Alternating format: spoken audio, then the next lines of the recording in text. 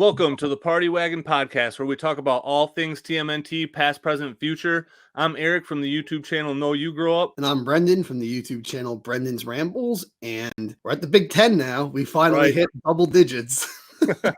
No, it is pretty cool, though. I mean, I feel like it happened really fast. It seems like we just started this, honestly. I can't believe it's already been since like right after Christmas we started this. It doesn't feel that long. It feels like we just started like last month. Right. So since we're at episode 10, we figured what better time than to do a top 10, because we've had a lot of top 10s we've wanted to do. And Eric, it was your idea that, well, how about every 10 episodes we do a top 10? And it makes sense to me. So yeah, so I thought about it, and I'm like, for one thing, that means every 10th episode, we don't have to think that hard about what episode we're going to do. But also, it is just kind of a cool theme to do our 10s on 10s. And honestly, I thought about it, the rate we're producing episodes. So we'll get out 26 in a year. So we'll only have to do 2 a year, too, which is really weird to think about, that at the end of the year, we'll be at 26 episodes. And a year just seems like such a long time. Yeah. All the years don't seem like a long time to me anymore. Years just fly by. So it's like, I still think like, oh man, wasn't that just like a couple of years ago that I graduated high school? It's like, no, dude, that was like 20 years ago. So, yeah, almost. I do feel you there. I know what you mean. Like, I feel like the older you get, the more time just, I don't know, it doesn't seem to mean as much as it used to. Like, you just blink and it was like, oh yeah, that was 3 years ago, not last year. Exactly. 2015, I still think of as like a recent year. That was like almost a decade ago now. So yeah, I mean, even thinking back to the 2000s, and we're coming up on, it's gonna be 2024 soon. Yeah, it's insane. Really cool announcement to make. So we've had somebody actually correct us a couple weeks ago that we said was our coolest correction we ever got. So Chris Fawcett, author of Rad Plastic, corrected us on something, and I reached back out to him. I'm like, hey man, if you ever want to be on the podcast, you're more than welcome to anytime. And he agreed to do that. So that's really, really cool. So episode 11, hopefully if we can get the timing worked out, he's going to be on for that. Yeah, we're going to be talking to him about, for anyone who doesn't know Rad Plastic, I'm sure you all know, but Rad Plastic is basically the quintessential, like, ultimate guide to the vintage TMNT toy line. And he's the author. So it's going to be awesome having him on. It's going to be our first interview episode. So I'm looking forward to that a lot. Yeah, me too. So a couple caveats I just kind of want to talk about in that one too. So of course, we're going to talk about Rad Plastic. I mean, it's an awesome book. We have this awesome opportunity. We have to do it. But he also said he'd be interested in talking about some other stuff, like some prototypes and prototype collecting, which is a world that I know nothing about, because I feel like the word grail gets tossed around like it doesn't really have a lot of meaning. But prototypes truly are grails. I mean, we're talking about like one-of-a-kind items that, I mean, if you have them, nobody else has that in your collection. It doesn't matter if it's like because there's a couple different versions. You can get like the plastic cast prototype. There's the ones that are made out of resin and stuff like that. Like there's a whole bunch of different levels to prototypes as well, which he also covers greatly in detail in his book. I have a story about how I almost acquired one, not a Ninja Turtle one, and it was for a different Playmates toy line. But I guess I'll do that next week when that's the topic. So. Yeah, for sure. And again, that was like 20 years ago, and it feels like it just happened. But. Right? But yeah, that's going to be an awesome episode. But we do have some toy news to cover. In I believe the last podcast, we were saying how it was weird how NECA didn't do the April takeover this year for April. And they did it just in time. It was like the last few days of April, and they announced a bunch of April figures. One of them is a long time coming. Yeah, so we're finally getting the redo of the NECA Toon April figure, which is probably, her and Casey are probably the most clamored for to get I mean, I don't even know if people want to redo of Casey. I'm sure everybody would be happy to get the original Casey. But the April is one that a lot of people weren't happy with. And I mean, I don't hate the figure. I don't think it's terrible, but it just was not right. It just wasn't what I wanted. Like, she kind of just looks like a little munchkin and not this like 6 foot tall reporter lady that I kind of always saw her as. It was a good head taller than the rest of the turtles. I'm not going to be that nice. I'm going to say I fucking hated the original NECA figure. That figure was awful. I never got it, and I never even felt like I needed to get it. But the Casey I still want. But Casey, even then, yeah, like you said, he could be done a little better. Yeah, the new April, I don't know how much taller she is. I have seen some people doing size comparisons, and it seems like some people are saying that she she looks like she might be about the same height as the old April, which means she's gonna have a real tiny head if she's that small. But I do like the sculpt so much better. Looks like most of it is new, and it's just proportioned so much better. Even her face looks so much more like the original one. Yeah. And I forget the name of the sculptor, but he's done he did like the Mondo She-Ra. You know, the Mondo Motu figures that come out that are, you know, real big and real detailed and they're super stylized. Yeah, they're like the 6 scale ones. Yeah, I've come so close to buying that Merdude before, but he's cool. or, I'm sorry, Merman. Right? Merdude. There's a couple different ones because there's one where he has like that kind of iridescent paint job too. I don't know if that one was like an exclusive, but that one is sick. It is. They do a lot of like textural kind of differences and stuff. But the artist who sculpted the She-Ra, which like the face on She-Ra was so well done. It was one of the best like human sculpted faces I've ever seen on a figure. He's the one who did the new April faces for NECA, I've heard, I believe. So I'd say the only thing that some people are complaining about, and I complained a little bit when I first saw it, not really complaining, was just kind of asking, was like the neck looked real long on the new April. But as you pointed out to me in a text message, like she kind of looked like that a lot of times in the cartoon, actually. So she did have a bit of a long neck. So the more I look at the figure, the more the neck doesn't bother me anymore, actually. Yeah, and I mean, I still wish it was just a little bit shorter, but it's definitely not make or break for me. And it's just funny though that like, I mean, it seems like if they just made it like maybe 1/10 shorter, everybody just would have been thrilled. Like there's always has to be something to give people a reason to complain. I'm not saying you're off base on that either. I mean, it's kind of a long neck, but again, that is how the character is drawn quite a bit of the time. And I think it's more so just because she has that deep cut in a lot. And that's kind of what makes it look a little bit longer too. Cause like, I don't know, they just kind of draw neck tendons coming down far, but I mean, as a whole, I'm very happy with the figure, but I just do really hope it's taller. I haven't seen any of the size comparisons, and that is going to be a bummer because that's just kind of what bothered me about it. I want April to be tall. Like I want her to be at least a head taller than the turtles. Yeah, that's how she was in the cartoon. And you'd think if they gave her, you know, giraffe neck that she would be taller. But I think honestly the neck, when you look at the figure on its own, just as a whole, the neck doesn't look long. It's when you stop and look at like the distance from like her neck to her boobs, it's it's so long that it's like then you start to notice like, oh yeah, that is a really long neck. But yeah, the main thing for me really is I just hope I'd like it like a centimeter smaller, but you know, I'd hope she's taller. I really hope she's taller than the old one, because that was just like such just a mess up on their part, because usually they're pretty good about the heights, like getting the heights, you know, equivalent to what they should be, where the neutrinos are real short and everything, and Ground Chuck and Dirtbag are real big and stuff. So it's kind of a shame to see them screw up one of the main characters' heights that badly. So I really do hope she is taller. And it's just weird because all the other human characters are pretty in line, especially like the Channel 6 crew in general. Like I feel like Irma's proportioned pretty well, and so are Vernon and Byrne. So it's just weird that April seems to be the only human character that really is just kind of thrown way out of whack like that. Yeah, it is weird. I do think she should be around like Vernon's height. I will say, as a quick side note before we move on to the other April figure, I'm so surprised with all of these accessory packs they've given us and stuff. They've never given us like a normal head for Irma. She always has that weird, like scared, shocked look on her face for NECA. It's either that or a rat. And it's like, why can't we just get like a normal, like generic Irma head, or a smiling Irma head or something? Like, or it would be really funny as like a flirty Irma head. That would be, there's be a lot of photography options for that. But yeah, it's just weird that she always has this like startled, like shocked, scared look on her face. And I feel like, can't we get a normal expression for her? The other April that got announced is kind of an oddball. Like it's really random. It's a what if version of April, and you and I even kind of thought it was what if two different things. I thought it was a what if Judith Hogue was the chick on the side of the video game cabinet.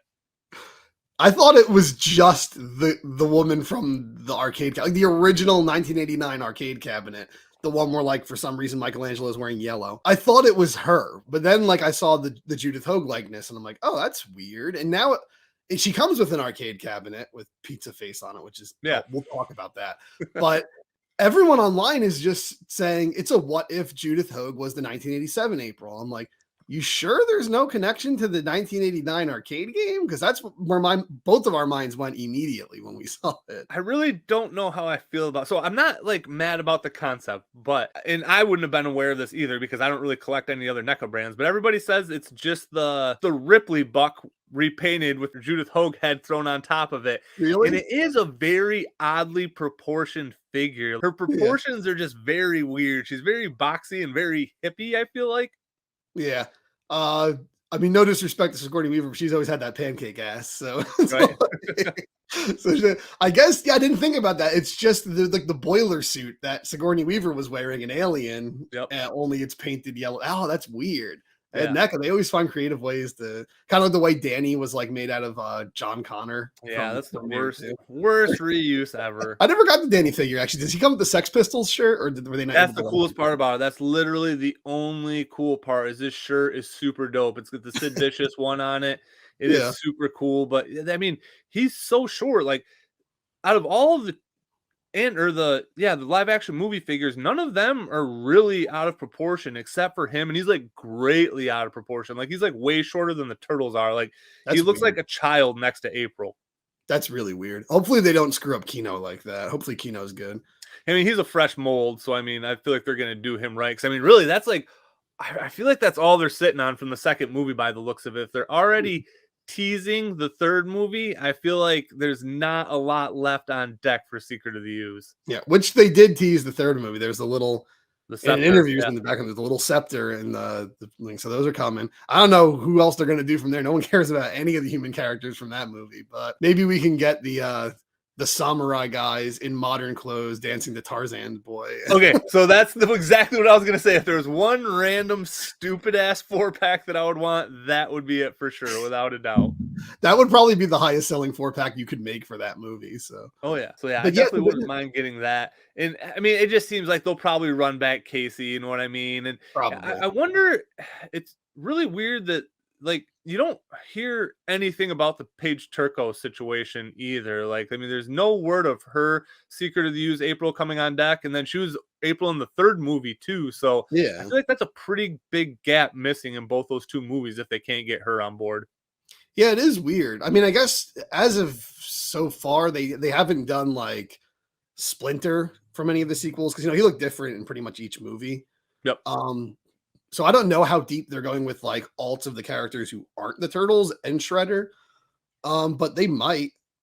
And I guess it all comes down to the celebrity likeness. Like if the celebrity's cool with it, like I mean that's why Tatsu supposedly word on the street is it's happening, but we don't know yet. I'll believe it when I see it. But the reason we haven't had him so long is just that like he just isn't responding to them. Like they keep asking him, "Is it okay?" And they just don't get a response because he's actually training people in martial arts. Right. But yeah, this is weird though, because this whole what if figure, it's getting a lot of people excited for a potential what if 1990 movie line where like, what if Bebop and Rocksteady or Karai or something were in the 1990 movie? If we get figures like that, that might become my favorite Turtles line, because that would be so cool to get like, Bebop and Rocksteady and Rat King and stuff like in the style they might have looked like if they were in the live action movies in the 90s. It's cool. And it's also because like it will feel like something fresh. It'll be nostalgic and fresh at the same time, which is something that I love. I love nostalgia. I love my nostalgia. But at the end of the day, I also like to see something new because I have all my nostalgic crap already. Like, look behind me. I got it all. So it's like, if they did that, that would be an awesome line. I'd be all in on it. But I don't know if this is actually a sign of that actually coming, especially finding out that she's basically all made out of recycled parts. So I don't know if they're like, oh, we're just going to go crazy with this now. So we'll see. It could be a situation where they're like, okay, we don't want to dump a lot of money into this because we don't know how it's going to work. So we'll just tool up this random figure and see how people feel about it, because it hasn't only been teased here, but it's also been teased in the Toon line with the Space Adventure Usagi and the Space Adventure Donatello as well. So it kind of does look like they are teasing like these what if figures from all angles. And honestly, it's a smart bet by NECA because eventually you're going to run out of characters. Like there are, the live action well is not nearly as deep as the toon line. Oh You know yeah. what I mean? So to keep that alive, they're going to probably have to do some fresh things. And the Bebop and Rocksteady, if they could do those on par with Toka and Razar, those could definitely be some of the coolest action figures ever. Like, especially, I mean, I just think Bebop, like his design, like we've seen it with Super 7, like there's so much cool stuff and detail that you could really throw in with him. And yeah, I just pictured him just looking like Toka or Razar, and that would just be one of the coolest looking figures. I feel like even the Rocksteady would be sweet. And like you said, Rat King, and there's all kinds of possibilities that you could do with this. It is just kind of a bummer though that we might be getting to the end of like some lines though, you know what I mean? Like the movie line is going to dry up soon. Once they do the third movie, like I doubt very much they're going to do like, I mean, maybe they will do Next Mutation, but I can't see that happening. So unless they run it back to the first movie and just start doing new versions of old characters, like it is getting to the point where, I mean, Turtles lines haven't really ever gone this far other than the Playmates line. Like no lines have made it to the depths that the NECA lines have up to this point.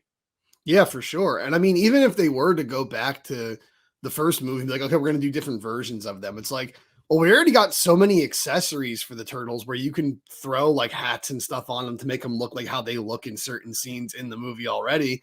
And you already got, 2 versions of Raph, 2 versions of April, 2 versions of Casey. So it's like, there's honestly not even that much more to do. There's really like Tatsu. If you were really, really desperate, you could do like April's boss.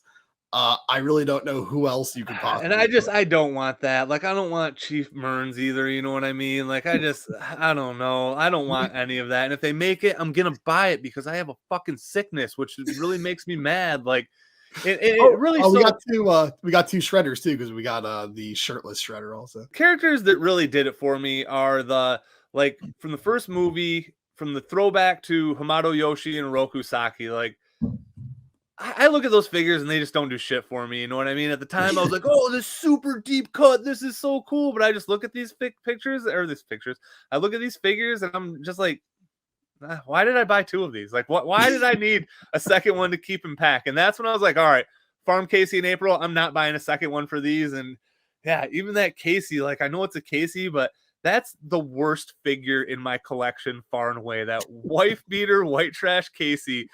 If that was just the only figure you had in your room, someone would come over and be like, "What the fuck is this? Like, what is this figure? This white trash man?" Yeah, it's a Kid Rock or something. Yeah, I still don't have that Casey in April because you aren't missing anything. You are missing nothing on that set. Ultimate April, then I got the Casey and Raph 2-pack. I've seen the Hamato Yoshi and Hiroko Saki like so many times. I actually just saw it yesterday in a store in Walmart. And I'm looking at it. Every time I see it, I'm looking at it. I'm like, I don't have these, but I'm like, yeah, I still don't need them though. And I just move on. I still haven't bought them. I just don't. Yeah, there comes a point where I don't need it. I don't need like, the regular Amenfall kid or anything. Like, I don't need all these deep cuts like that. Because at the end of the day, like, I want the action characters. And I know Hamato Yoshi and Hiroko Saki are action characters, but you see them like in shadow in a flashback for like 2 seconds. It's so dark. Like you don't even really know what they look like.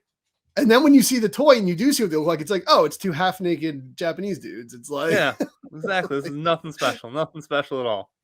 But I mean, they're good-looking figures. They look like what they're supposed to, but it's just like, I just don't need that.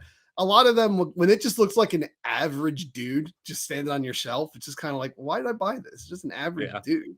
Like, yeah, but it's good because it taught me a lesson that I definitely, I don't need to be a completionist and just get things that aren't really that cool just to keep being a completionist. Like I don't need to have that mindset. Yeah, I have not been a full completionist, I think, with any of NECA's lines so far.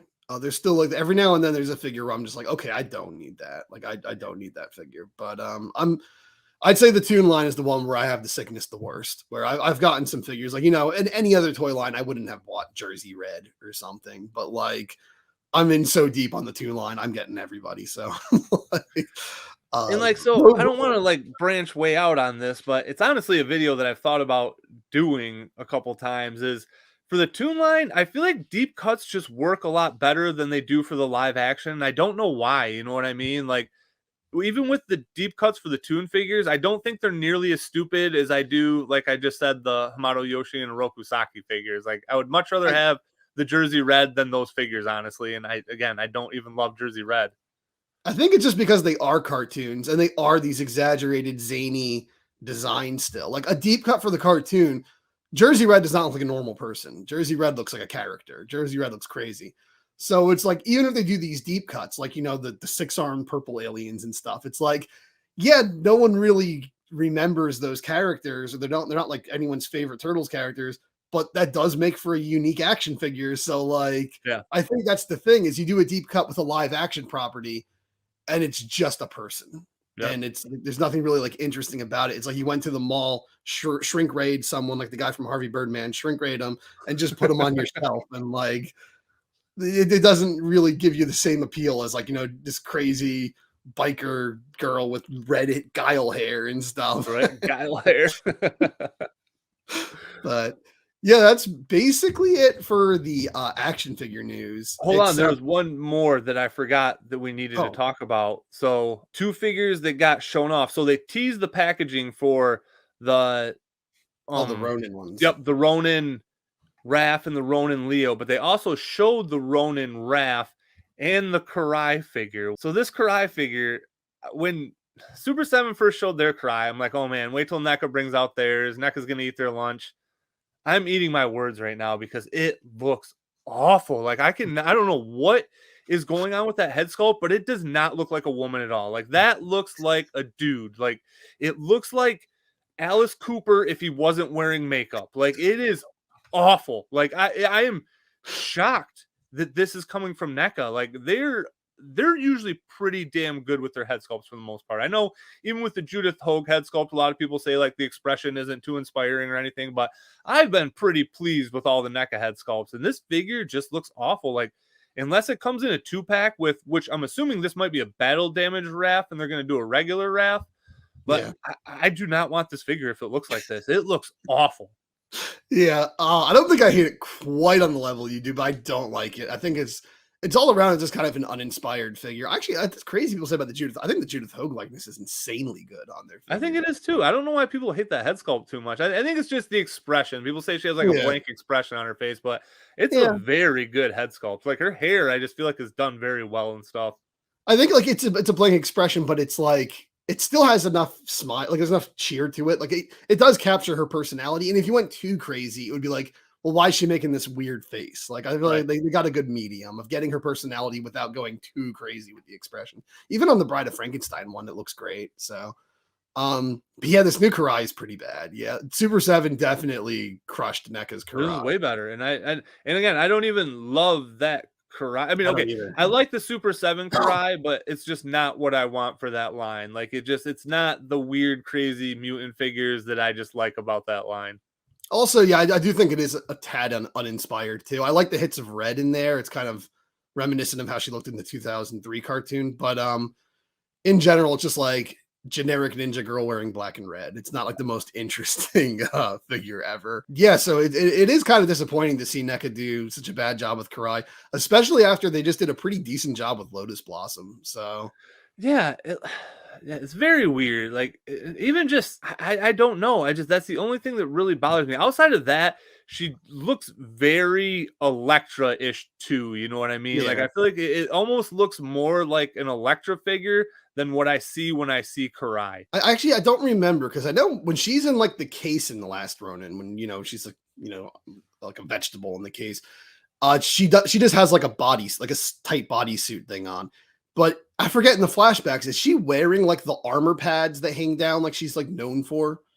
That's what I can't remember now either, because honestly, I'm trying to remember and I should have looked it up, what her face even looks like in the end of the Mirage run. I can't even think of what she's wearing in that. I mean, assuming, I can't even think of what it looks like. Because the first thing, Karai's never had like a super dynamic design. I feel like she's always just been a bit generic, a bit like, if someone asked you to draw a badass ninja girl, that's like most people would just draw Karai. Yeah. I feel like she's never been too inspired her design, but the one thing I've always clung to that she has in most of her designs as like her identifying feature is kind of like the shoulder pads that hang down into like the almost like bamboo looking like, you know, armor that goes Mhm. down. That's kind of the one constant that I think kind of sticks out about her design that I don't remember if she had it in the flashbacks in the last Ronin. It's been a while since I read it, but I don't. I know, like, again, I know in the present where she's unconscious, I know she doesn't have it. I don't know if she had it in the flashbacks. I don't remember, but to Yeah, I me, can't that's like remember the one thing. because I haven't read this because the second issue is where she would have been like heavily featured, and I can't remember because I haven't read that one forever. Yeah, I'll have to read it again. I'm I tempted cannot to just remember go which grab the turn. book right now and look. Right? I mean, yeah, it's way over there, but I'm interested in these. I still don't own either of the Ronin figures or any of the 3 Ronin figures. I didn't get the red Ronin either. I don't own any of the Ronin figures they've done yet for NECA. Again, I've seen those a million times in stores. I've had a lot of opportunities, including the red one. I just saw the red one like a couple days ago in Target, but I am interested in the line. It's one of those ones that's like, okay, if there's a really long time with like no new figures, I might start grabbing the Ronin ones. But they're not ones I'm going to dive on immediately, like the Toon line or the movie line. I didn't get the red Ronin figure, and I don't really have any interest in that one. And I'm definitely gonna go in on this line because I don't know. It's one of my favorite universes. I really like the Ronin universe. The NECA figure. So if you ever just get one, just get the regular armored Ronin. Like that figure is badass. Like I really do love that figure. It was done so well. In the one without the unarmored one, I think you could pass on that one easily. Like that's just Yeah. a cool second figure. But if you have the armored one, I feel like that's definitely the superior figure for sure. But I do like because I mean, like I know the one you really like is the Donatello that has like Yeah.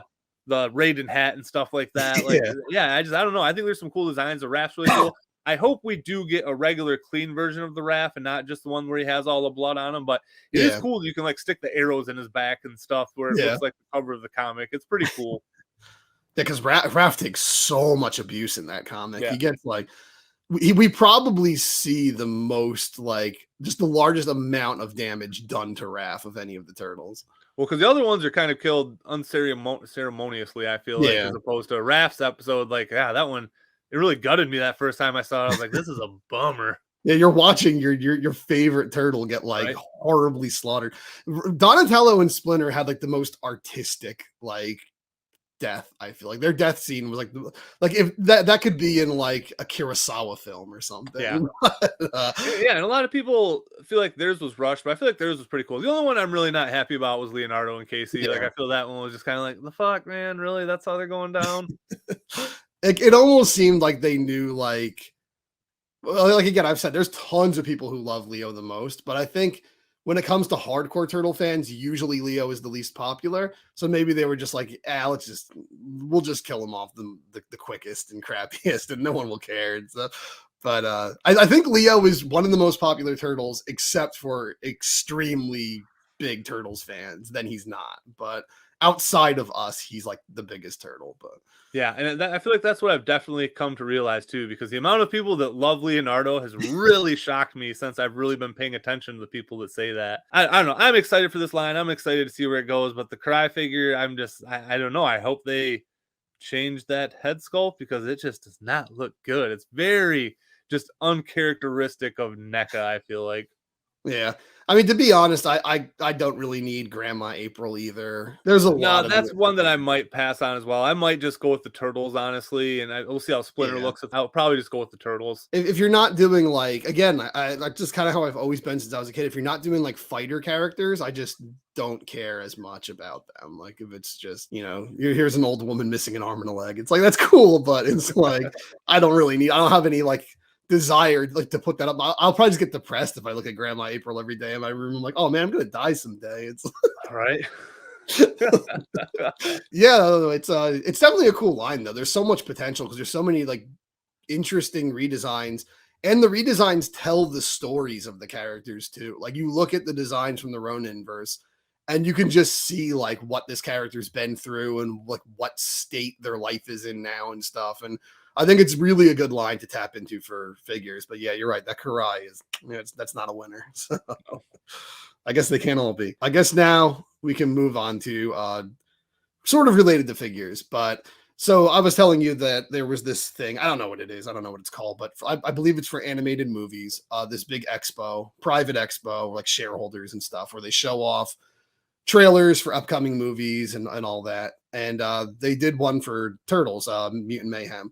And we haven't gotten the trailer. Apparently, it's a new trailer. It hasn't dropped outside of this expo. There's been some leaks and rumors about it. But one of them was we saw card backs to the action figures, which give us little character bios of the turtles in the movie. And we learned some weird things about some of the turtles in this movie based on these card backs. Like Leo is not going to be the leader. He wants to be the leader, but he's not, and they don't have a leader. So that's a weird. I guess it's kind of saying like it's starting before they're really the Teenage Mutant Ninja Turtles. So I feel like this is kind of, again, not going to be their origin story, but they're clearly young here. I would say almost like 12, 13 by the feel of it, if I had to guess. So I would say in all the other iterations, they're probably closer to like 16 to where they are a little bit more established. So I feel like that's how the Rise series is too, to where Raph's actually the leader. It's not Leo, and Leo becomes the leader at the very end of the series. So they might kind of just be mixing all those worlds, but it would make sense to where if they're still that young, where they haven't really defined the leader yet. So I can see it kind of being like, because again, I feel like this is going to be a coming of age story for the Turtles the more and more we learn about it, to where this is like their first adventures out into the world. Yeah, for sure. I don't think they're going to make Raph the leader, though. I think they're going to make it just where like there is no leader. Because Raph, they say his description is Raphael likes to break things. So it's like he's just going to be a hothead. They say his dream is to be a mixed martial arts fighter, which is kind of funny because he already is one, basically. I guess also says that he wants to punch someone so hard they throw up, which is a dream of mine as well. Yeah, they say he wants to punch someone so hard they throw up, but he's also a very emotional and soft guy. He just has a hard exterior. It's like, oh, he sounds kind of messed up, actually. I mean, he sounds like a teenager to me, man. That's how I felt like as a teen. I felt like in most of my 20s up to my 30s, honestly. That's how I feel just like waiting in line at the DMV. So, right. Michelangelo, Mikey's the comedian, of course. The weird thing is that he wants to be a stand-up comedian. I can see that, but at the same time, I just think of Raphael Knocks Him Dead from the original 87 series. I think of Raph as being, because Mikey, he's a goofball. He doesn't take anything seriously, but I don't think of Mike as being clever enough to tell jokes. Like I think of like Raph is the one who makes like, remarks and stuff about it. Whereas Mike kind of just makes light and goofy of the situation, but I guess he's going to be cracking, witty jokes in this movie, or maybe not, because they say his brothers hate his jokes. So, which again, like that makes sense because he is just like he's kind of the dumbass of the group. Really, that's just kind of how it always is, and he's always just like even back to the '87 cartoon. That's how it was, and pretty much every iteration has kind of made him to where he's like the punchline of a lot of their jokes. So where Raph does have that more like sly sarcasm, which has always kind of been my brand of humor. That's why I've always appreciated it from. I've always liked the snarky, sarcastic characters. I don't know why. I've just always really related. I was very snarky and sarcastic in my younger years, so I got that.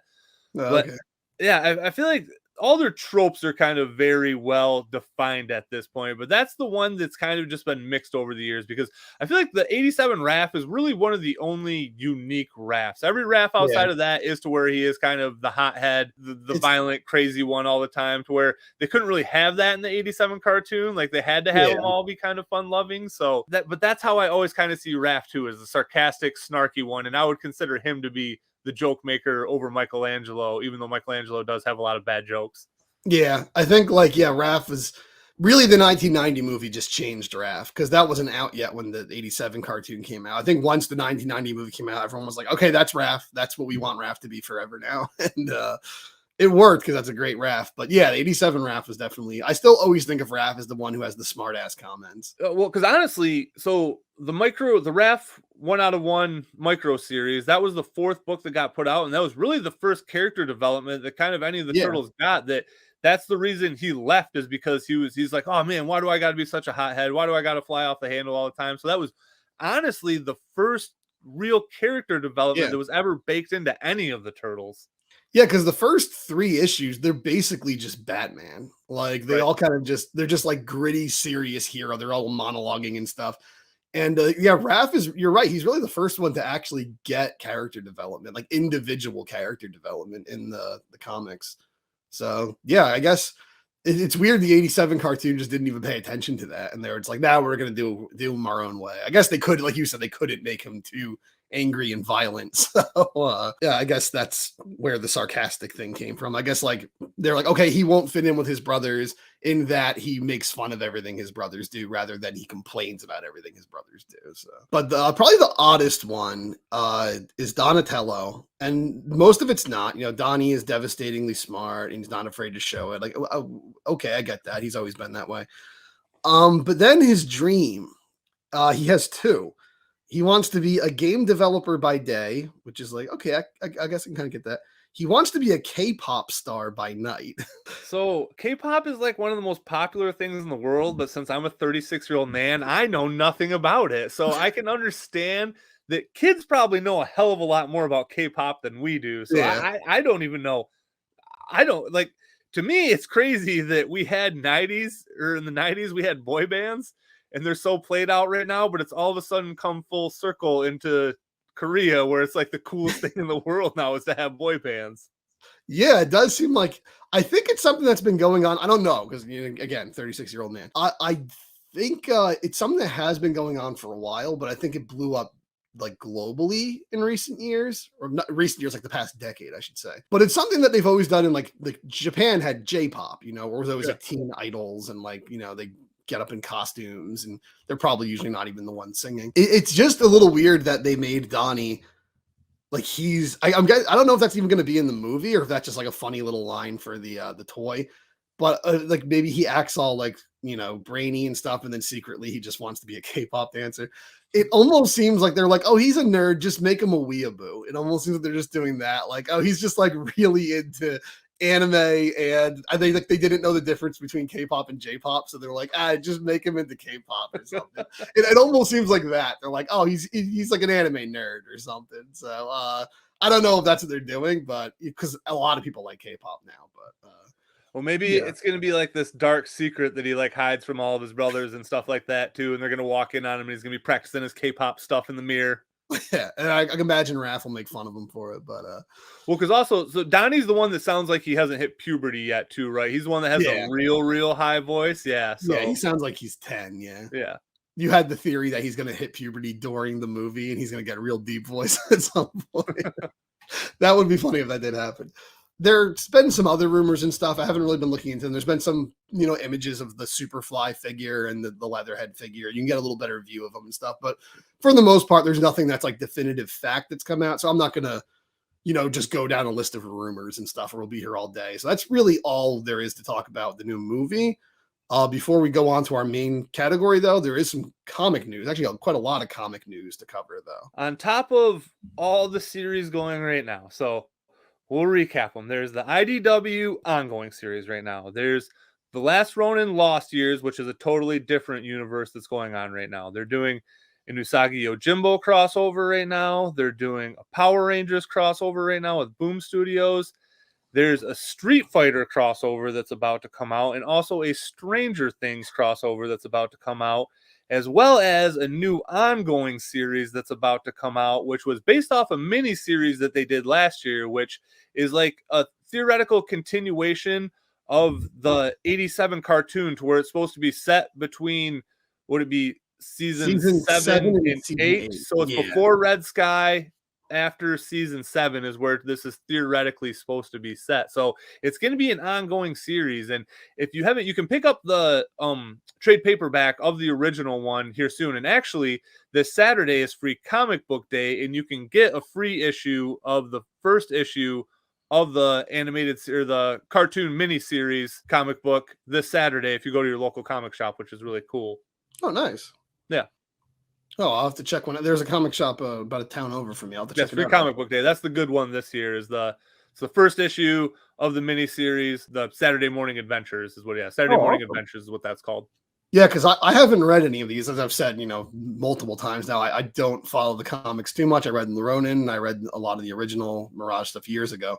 But in general, I don't really follow the comics. So I didn't read the '87 Fred Wolf continuation, but I would be super interested in doing that because the artwork looks awesome, and it's like more of what we actually would have wanted back in the day instead of, I know some people like the Red Sky stuff, but like most people who checked out on that show, like when we did before it became the Red Sky series, we don't really have any affinity for the Red Sky series. So it would be cool to see more of what we loved as kids, kind of like, continued today.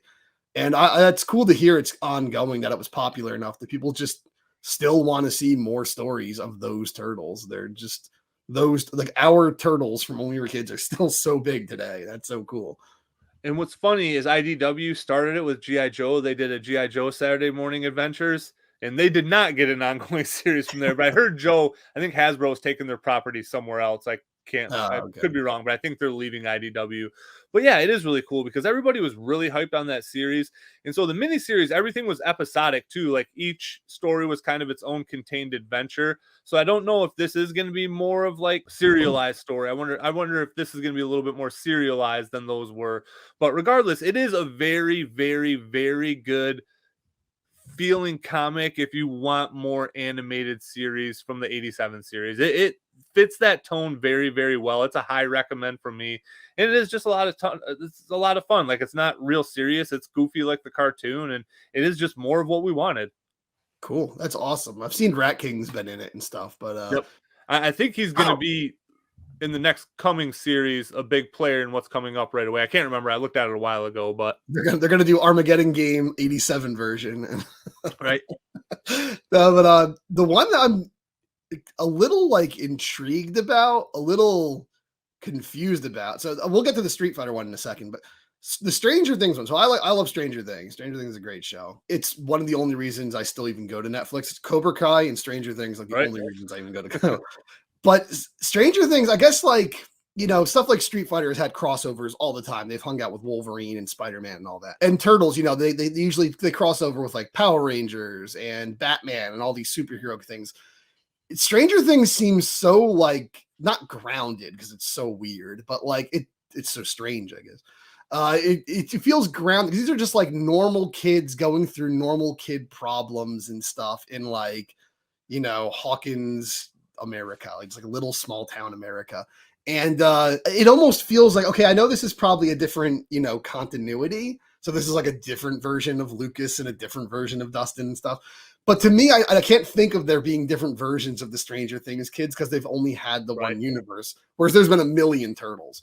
So to me, it's like, so where does this fit into the Stranger Things story? So like season 5 ends with, like, 11 has to fight Vecna and Max is like in a coma and everything. And it's like, so do they just like run off for a week and they hang out in New York and meet the turtles and like do this and then go back to Hawkins and have the fight of their life? Or is this like, I know it's a complete what if story, but I guess what I'm saying is that Stranger Things, those characters feel like real people so much that it feels weird almost to do something like this with them. So I'm pretty sure because this is a crossover with Dark Horse, so I'm pretty sure Dark Horse is doing Stranger Things comics, which I know nothing about. I've never read them, but I'm pretty sure that is a thing. So I'm assuming it's its own reality entirely, but I have no idea what goes on in those comics. So the one thing I do know, because I read like the synopsis, is that the Stranger Things crew is going to New York to get away from all their problems, but there's just more problems there. So that's kind of funny because the problems in Stranger Things are the kind of things you can't just like leave alone for a bit. It's like, let's just move away, let all those crazy upside down demons come into our world and kill everybody. It's like, we'll come back and deal with it later. Yeah, it seems like Eleven's really the only one that can do anything. So if she's not around, they're in trouble. Yeah, that's true. Yeah, it's interesting. And then I was just saying before we did the started doing the podcast is there's this weird thing going on where we're getting comic crossovers announced now for all of the crossovers that Playmates Toys did last year. So they did Street Fighter and Ninja Turtles. Now we're getting a Street Fighter Ninja Turtles comic crossover. They did Stranger Things and Ninja Turtles, and now we're getting a Stranger Things and Ninja Turtles crossover. I want my Cobra Kai crossover personally. Yeah, it's weird. I almost wonder if Playmates knew, if they were given a heads up, like, okay, there's going to be a crossover with these characters, make some promotional figures. If they were meant to be promotional figures, That's a really bad promotion because they came out like a year before the comics were even announced. So like no one's gonna even know they're related. So that's kind of like, because I didn't even realize that until you said it, but you're right. They're exactly on point with those two sets. And it does just seem like the marketing was off there, if that was their original intent, or if they just had these weird licenses and then they're like, okay, Maybe. let's just run with this and do the comics. But yeah, they're very strange crossovers. It's weird that they didn't run them at the same time. And if they did a Cobra Kai crossover, I don't even know how they would make that one work. Because I feel like the Street Fighter one, they're already fighting in a tournament. I'm pretty sure that's what's happening. Oh, So okay. I don't know what they could possibly do with Cobra Kai. And I don't even know if there's a Cobra Kai comic going. But Because I mean, it makes sense for Street Fighter because they're all like super powered. You know, they all have yeah, like lightning and fire powers and crazy stuff. Cobra Kai, like they're just people. just high school kids doing karate. That's all it is.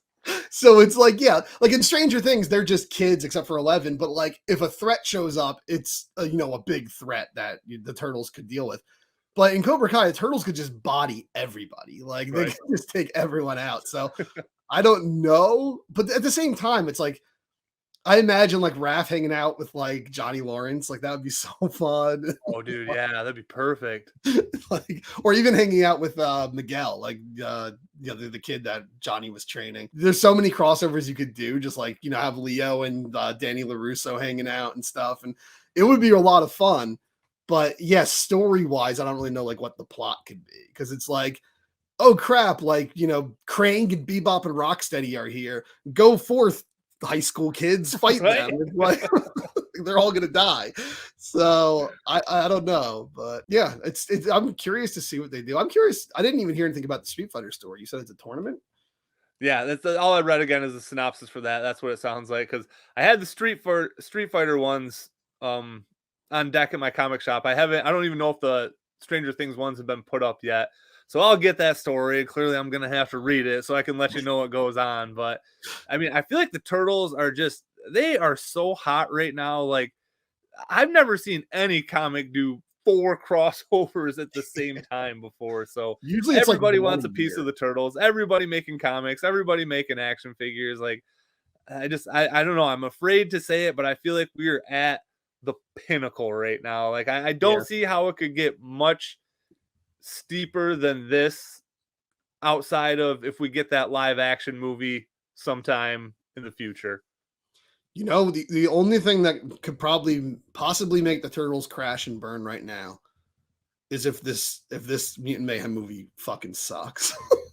And that's honestly my biggest fear is like, and again, I don't think it's gonna suck. I think a Yeah. lot of people it's not gonna be what they wanted, but we're on a pretty good roll. Like, I mean, I don't know. I have high hopes. I'm not gonna say high hopes for it, but I feel like it's gonna do just good enough. But I feel like a lot of the mainstream steam is going to probably die down a bit. I think if it does well, it'll have like a big boost for the next coming month or so, but I think that's going to be it unless they announce another one and get it out real soon. Like I said, I feel like 2023 is going to be looked back as the pinnacle year, and I'm afraid everything's just going to kind of slide downhill from here. That's your bi-weekly My dose Nostradamus prediction right there.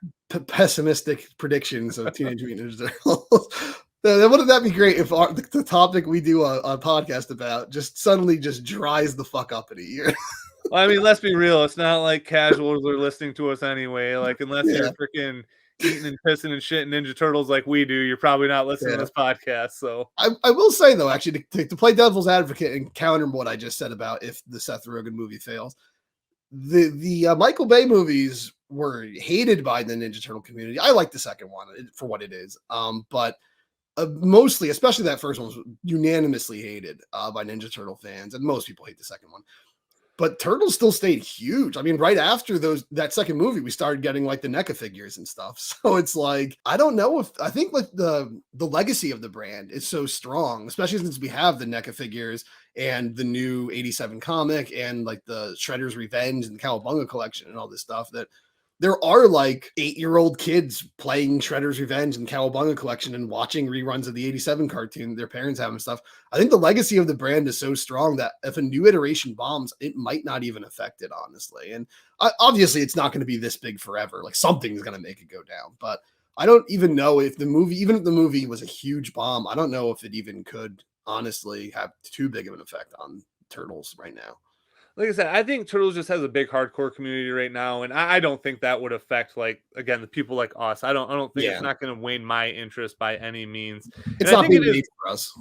Yeah, exactly. And I think that's just more so the reason for everything going on is it's just people our age are getting. I mean, you've been collecting for a long time, but people for me, like me, I just got back into collecting. And I feel like that's more so the case, as a lot of people have gotten into it in the last 4 or 5 years and kind of brought the franchise up to where there has been a lot of people that have been in the pipeline for a long time. And I feel like you're getting a lot more of the influx of the newbies like me that are really propping it up right now. I mean, when it comes to the modern action figures, I started in the past 4 or 5 years. I didn't, before that, there really wasn't anything for modern figures before the past 4 or 5 years either. Really. So. There was like that crap Playmates is still putting out, re-released over and over again. But and if you were lucky enough to get the original comic book Mirage figures, it's like $1,000 set now. So, by what studio? The NECA, like the ones they put out in like 2008, the Mirage figures. Yeah, because I have the Playmates one that comes with the comic book, the Leonardo side series where, like, it's basically yeah where he gets jumped and like crashes through April's apartment and stuff. But I have the Playmates figure that I got back in like 2013 or something. But well, I guess one last thing I'll say. One rumor, I said I was going to talk about rumors from the movie. One of them's just so zany, I have to mention it, that I heard. I don't know if it's true or not. Apparently, Paul Rudd, who's playing Mondo Gecko, is doing an Australian accent in the movie. I don't know. I feel like Paul Rudd's one of those people that can do no wrong. I feel like he's somebody that nobody ever has a bad thing to say about that guy. So I'm interested to see how his Australian accent goes. Oh, apparently also, I said I wasn't going to talk about any of these rumors. Apparently Scumbug's in the movie also. But And that's what I was hoping for, that there would be a lot of characters that aren't even announced, or that maybe their actors just aren't famous enough for them to announce their names, that I'm hoping we do get an even bigger slew of the mutant characters, even if they're just background characters and you're just like, oh, damn, that's Scumbug. Like, you know what I mean? Like, still just be cool to pay homage and stuff like that. Yeah, kind of a mutants who's who kind of thing. Yeah. So. This is April O'Neil, Channel 6 News, and you're watching the Party Wagon Podcast. All right, you guys. So we're going to kick off our first top 10 countdown here, and it's going to be top 10 episodes from the original animated series. And this list was a lot harder to do than I thought it was. For some reason, I thought I only liked like 10 episodes, but it turns out there's a ton where I'm like, oh man, this one's not going to make it. Oh man, this one's not going to make it. It was super hard to do. The same with you. When we first came up with this, I'm like, oh, that won't be that hard. I think I know what my favorite episodes are. Like, there's a lot of filler episodes, to be honest, and stuff. But then, like, I started going through, like, all of my seasons and stuff and looking through them. And I'm like, oh shit, I love that episode. Oh shit, I love this episode and stuff. And I'm like, what I originally imagined was going to be my top 10 list is not at all what ended up being my top 10 list, actually. So mine was, I knew a lot of what was going to be on there, but like I said, I just didn't realize I did have so many favorite episodes. And when we were talking about it a little bit earlier this week, I knew it was going to be very season 1 and 2 heavy, but season 3 was kind of like the shocker season for me, honestly. So many bangers. Yeah. See, that was the same for me. Season 3, it might even have the most episodes if you count, because we're going to do honorable mentions before our number ones. I don't know. Season 3 might have the most on collectively on my list, actually. Yeah, I think it does for me now too. And even season 4 crept a couple in there. So, and that's where we'll kick things off. So my number 10 episode is Raph Meets His Match, season 4, episode number 9. And I'm sure this is on your list somewhere. I know it definitely is. It's our introduction to Mona Lisa. And it's a kind of a Raph solo story, which typically I like having all 4 of the turtles there together. There's very few solo adventures that I really like, but this one, it's a Raph heavy one. It's one that I do like. It's kind of a stupid story how they get to there. They buy their pizzas from a place that's literally a Donald Trump ripoff. Donald Crump, or what is his name? Donald Crump, yeah. Donald Crump, yeah. And Raph wins a free trip to this cruise where everything goes wrong. gets taken over by these evil scientist pirates with all the anemone monsters, which I can't remember if we talked about this or not, but the anemone monsters are one that I would definitely really want NECA to, I really hope they do those in an Ultimate figure. A 2-pack with like the pirate captain and an anemone. That would be awesome. Or I feel like they'll probably do him in an Ultimate, so it'll probably be huge, I bet, if they do that. That's and you want to army build them too. So yeah, that's one of my highest wants on my NECA list, because so every episode that's on my top 10 list was one that I had on VHS, and this was the one that came when it was the Sewer Heroes quadrilogy or whatever that originally came out with all 4 of the turtles, and it was the first episode. So it's one that I've seen a million times. I loved Mona Lisa. I typically didn't even like female characters at the time, but she was one that I did like because, again, we talked about this earlier. I definitely had a crush on her when I was a kid. So yeah, one of my favorite episodes. It's a lot of fun. Good Raph solo story. One that actually had to fight for its spot into the top 10, which before I did this, I thought it was for sure going to be somewhere in the mid pack of my top 10 before I actually started writing it out. Oh, wow. My number 10, this episode actually has a lot of problems, which I'll get into in a bit. But my number 10 episode is Leatherhead, the Terror of the Swamp, or Leatherhead, Terror of the Swamp, I guess. You know, I don't know what it is. So you have Invasion of the Punk Frogs in, season 2. And that's a great episode. You got Shredder in like his Miami Vice suit, like down in Florida, and he makes the frogs and all. But there's something about you revisit the frogs, you go back to Florida, but now you add Leatherhead, he's like one of my favorite mutants. And he's always just been an awesome villain. There's just something about that episode that's so memorable to me. And I just remember the first time I saw that as a kid, like Leatherhead's one of the first like genuinely intimidating like recurring villains they have in the show. He's a lot goofier when you grow up and he's like, bye gumbo and all this stuff. You're like, okay. He's very sticky for sure. Like it really leaned into that.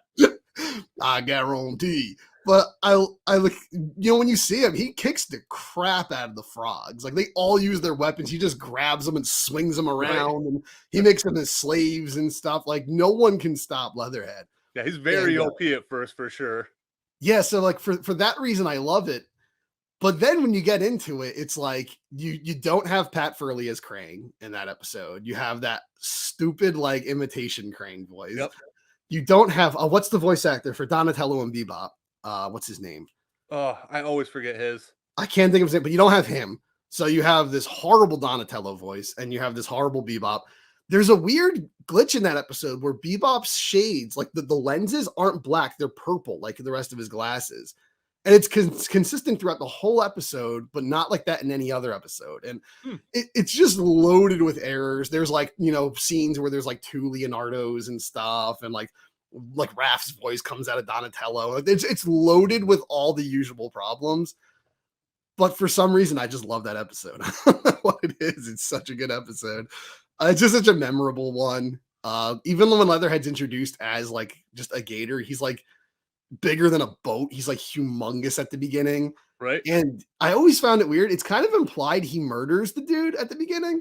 So it starts off where there's like a father and his son, he's like hillbillies on this boat. And the son's like, what are we doing out here, Paul? Let's go home. He's like, I want to hunt down Leatherhead finally. Yep.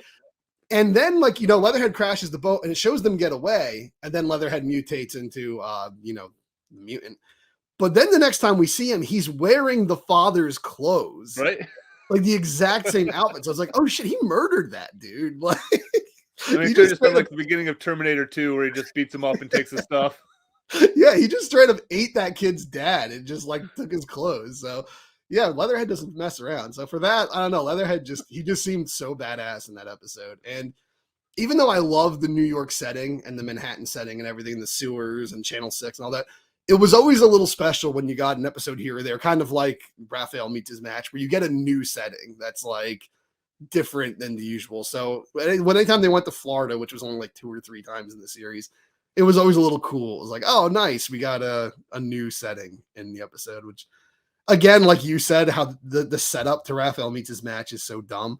The setup to Leatherhead's episode is dumb too, where like the turtles are going through a photo album. Right. They're like, hey, remember those frog guys? And then immediately the frogs call. Yeah, I wonder if they're going to show back up here.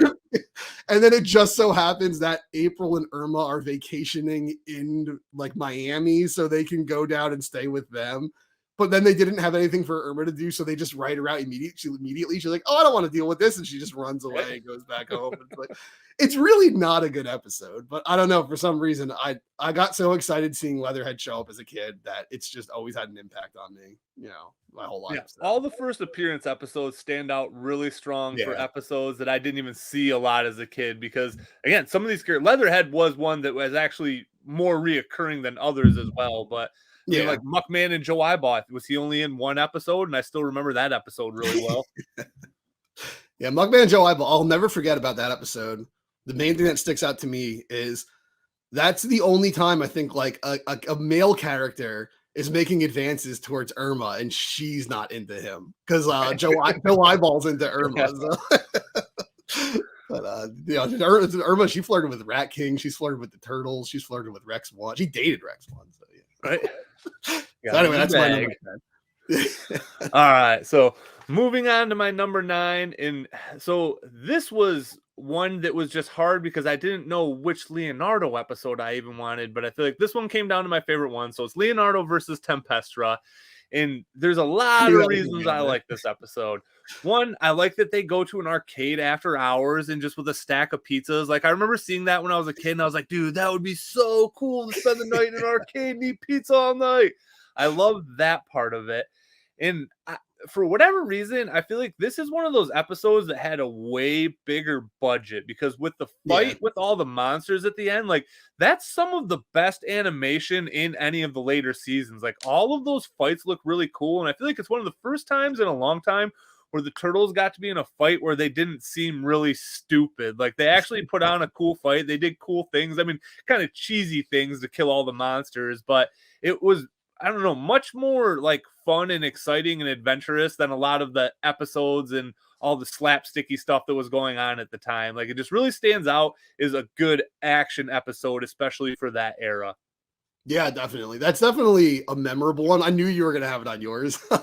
I talk about it a lot. So yeah, you could probably guess a lot of mine. So, but it was, you're right though. I didn't really ever think about that. The fights were way more serious in that episode than they were in, like most of the, by that point in the show, usually the fighting was like, just barely even existed. And when it was, there was just goofy. So yeah, so that's always one of my favorites. I think Tempestra is a really good villain too. She's very just, I don't know. She's just one of those people that's just kind of evil for the sake of evil. Like, she doesn't really want anything except destruction. And I really like villains like that too, that don't even really need much more motivation than they're just, I love evil. Yeah. Well, that would be the scariest villain because there's no reasoning with that. Yeah, exactly. So, like, I mean, so the most popular betrayal of any villain of all time, the Joker from the Batman, from Dark Knight. That's exactly how that Joker was just evil for the sake of evil. He wasn't motivated by money. He just wanted to fuck shit up. Yeah, it was chaos. Yeah. Yeah, exactly. I always thought it was weird though, because Leo's obsessed with the game, but he's just like drawing Tempestra's face and like writing her name. It's like, does he have a crush on this character? That's what it seemed like. But I thought it was kind of cool too, where you got like a new glimpse into Leo's leader persona, and that like he's obsessed with being the best, like kind of like that's like one of the few times we see that where like Leo's obsessed with being the best. And it's also really funny how it says like he beat every video game in there more than once, and then all of a sudden there's just this new mystery game that they didn't discover until that night. Yeah, it's definitely an awesome episode. It doesn't make it on my list, but I figured awesome. Since you had a rebuttal on that one, it wasn't. So yeah. That's my number 9 pick. All right, my number 9 pick, an episode you may or may not know.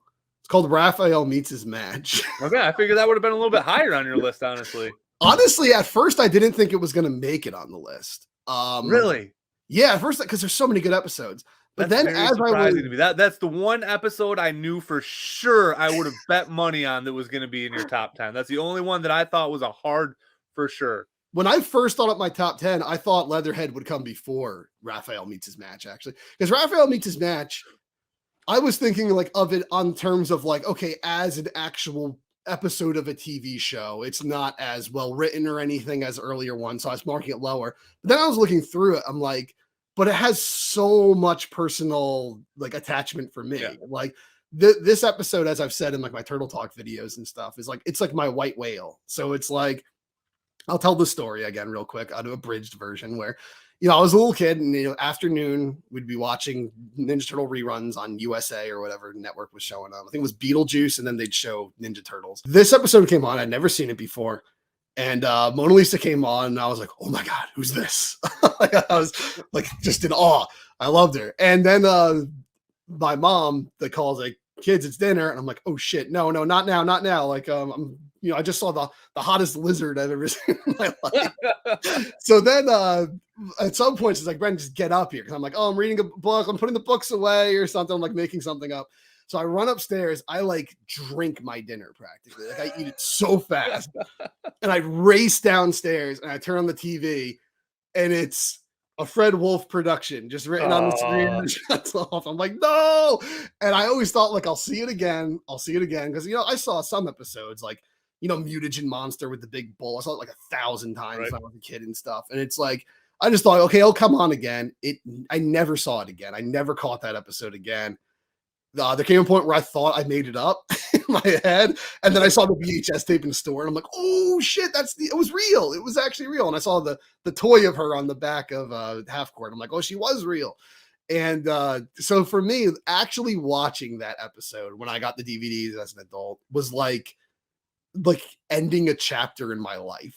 So for me, it's just always been that like unobtainable episode. Well, not always, but for the first like 20 years of my life, it was like that unobtainable episode. It had to be on there for that. And it is funny. I do like when Mona Lisa's giving her backstory and Raph's like, oh, this is going to be a flashback. There's going to be like a crossfade transition or something.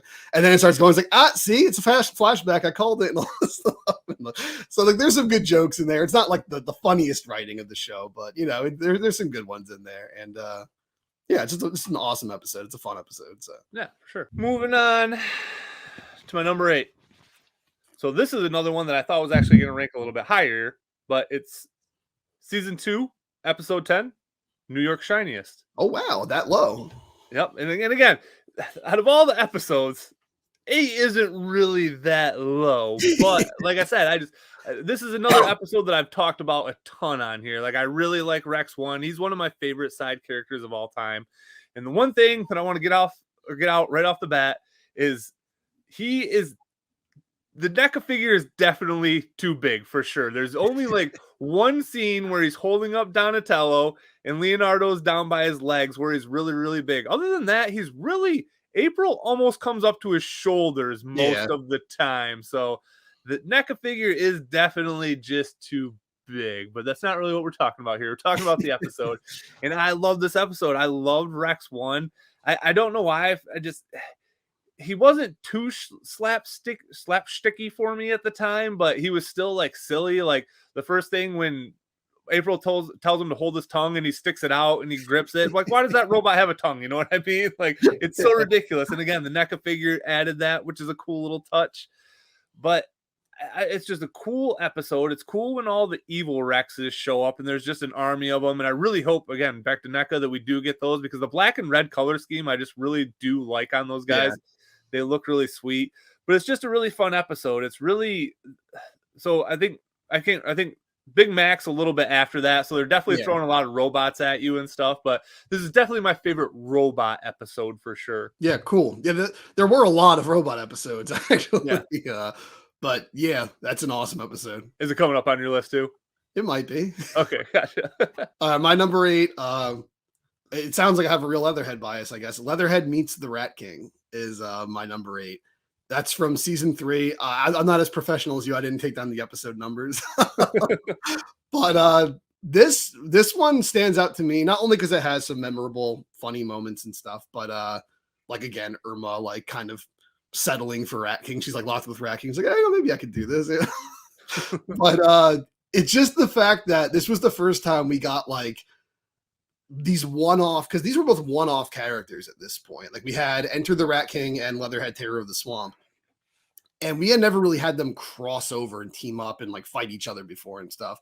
So it's like we had, you saw Bebop and Rocksteady with Shredder and sometimes Baxter like a bunch of times already, but we never really got this where like it's like a mashup. It's almost like akin to like Frankenstein meets the Wolfman, like the monster mashes and stuff, or like King Kong versus Godzilla. It's like now we got Leatherhead and Rat King, and at first they're fighting, and it's kind of cool to see how even though Leatherhead's this big, massive gator, like Rat King actually gets the better of him at first and gets him in like the collar thing and all. But then they end up like teaming up by the end of the episode. But it's not like, the greatest work of art ever or anything, but just the fact that you got to see these two villains team up, it kind of almost told you like, these are going to be like recurring bad guys. These are going to be like a big deal for the Turtles, like down the road. And it just felt like a special event I think for me as a kid at the time. Cause it's like, again, I've never seen that. You kind of just see like, oh, there's the episode with Leatherhead, he's done. Oh, there's the episode with Rat King, he's done. Like, you just kind of think like, okay, they did that toy, on to the next one. But now, like, no, they're going to team up now. You're going to see your favorite action figures like team up. And I thought that was just awesome. So. Yeah, and it's weird that you mentioned that because that's something I thought, because one of my favorite episodes that's going to be coming down the list later is another one where you get two villains crossing over that it's weird to see together at the same time, because you're right. There was like the norms of Shredder and Bebop and Rocksteady, because they're, in the same like clan, essentially. That's a terrible word. I don't know what word I want to use here.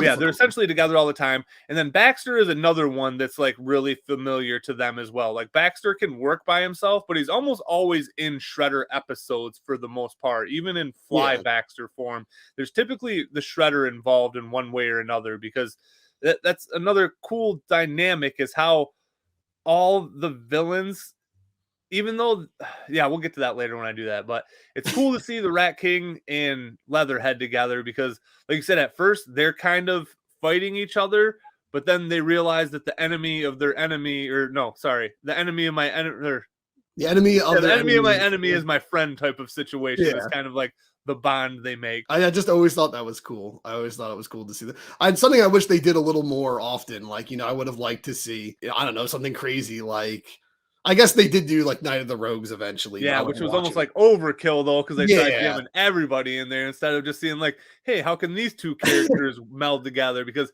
I feel like Leather King and Rathead are pretty good. They're almost not even foils. They are just like a good tag team almost. Yeah, they are. I love you just called them Leather King and Rathead. Oh,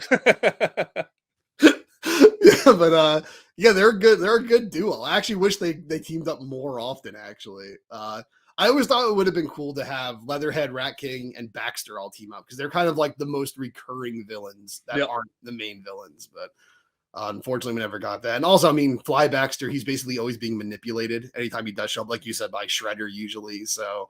Like he'll come back wanting to kill Shredder, then in 2 seconds Shredder's like, "Oh no, it's not me you hate, it's the Turtles." He's right? Like, okay.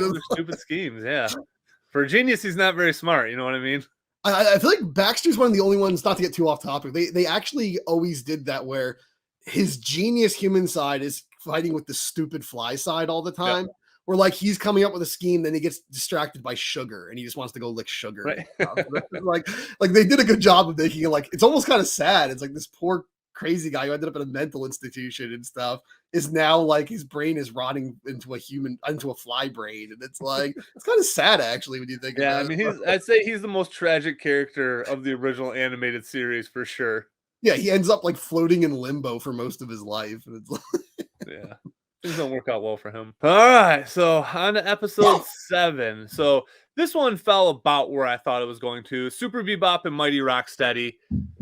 Another robot episode. This episode, it has a lot of fun plot threads. So I feel like Bebop or Super Bebop and Mighty Rocksteady, or Mighty Bebop and Super Rocksteady, nobody has it straight. Even in the cartoon episode itself, it's not straight. And I feel like they don't even show up till later. The most memorable parts for me, honestly, are all the other crap that's going on. So Bebop and Rocksteady are trying to stick that mesmerizer at the top of the tower. They kind of get sidelined when Super Bebop and Mighty Rocksteady go out, and a lot of this happens at Channel 6. There's a lot of the fighting happens in the lobby, and you get some funny stuff with the Channel 6 crew. So I don't know why I always liked it when they think they're kids. Like that part is just very, very, very entertaining to me. Even in the rewatch, like that part never gets old. I really like all the shtick that goes in with the mesmerizer. Yeah. Yeah, there's definitely like a lot of That's something that's actually always a little jarring when I go back and watch episodes of this show is like, oh yeah, I forgot all these subplots happened in this one episode. Or I didn't even mention it in Leatherhead Terror of the Swamp. There's like the fact that there's mutagen in the water, mutants, it powers them up. Like I think Mike and Don get like powered up. And then Shredder turns into like a baby when he touches. Like humans get like de-aged in it. So it's really weird. There's always these weird little subplots going on. That, like you already have a giant alligator. You don't need the baby thing also. But right. And it's funny because I feel like some episodes are like super lacking, but the Mighty Super Bebop and Mighty Rocksteady is the one to where I feel like it does just have two very super strong plot points in it that I remember very well. That it's almost like they could have been their own episodes, but they come together to make this really good episode for me.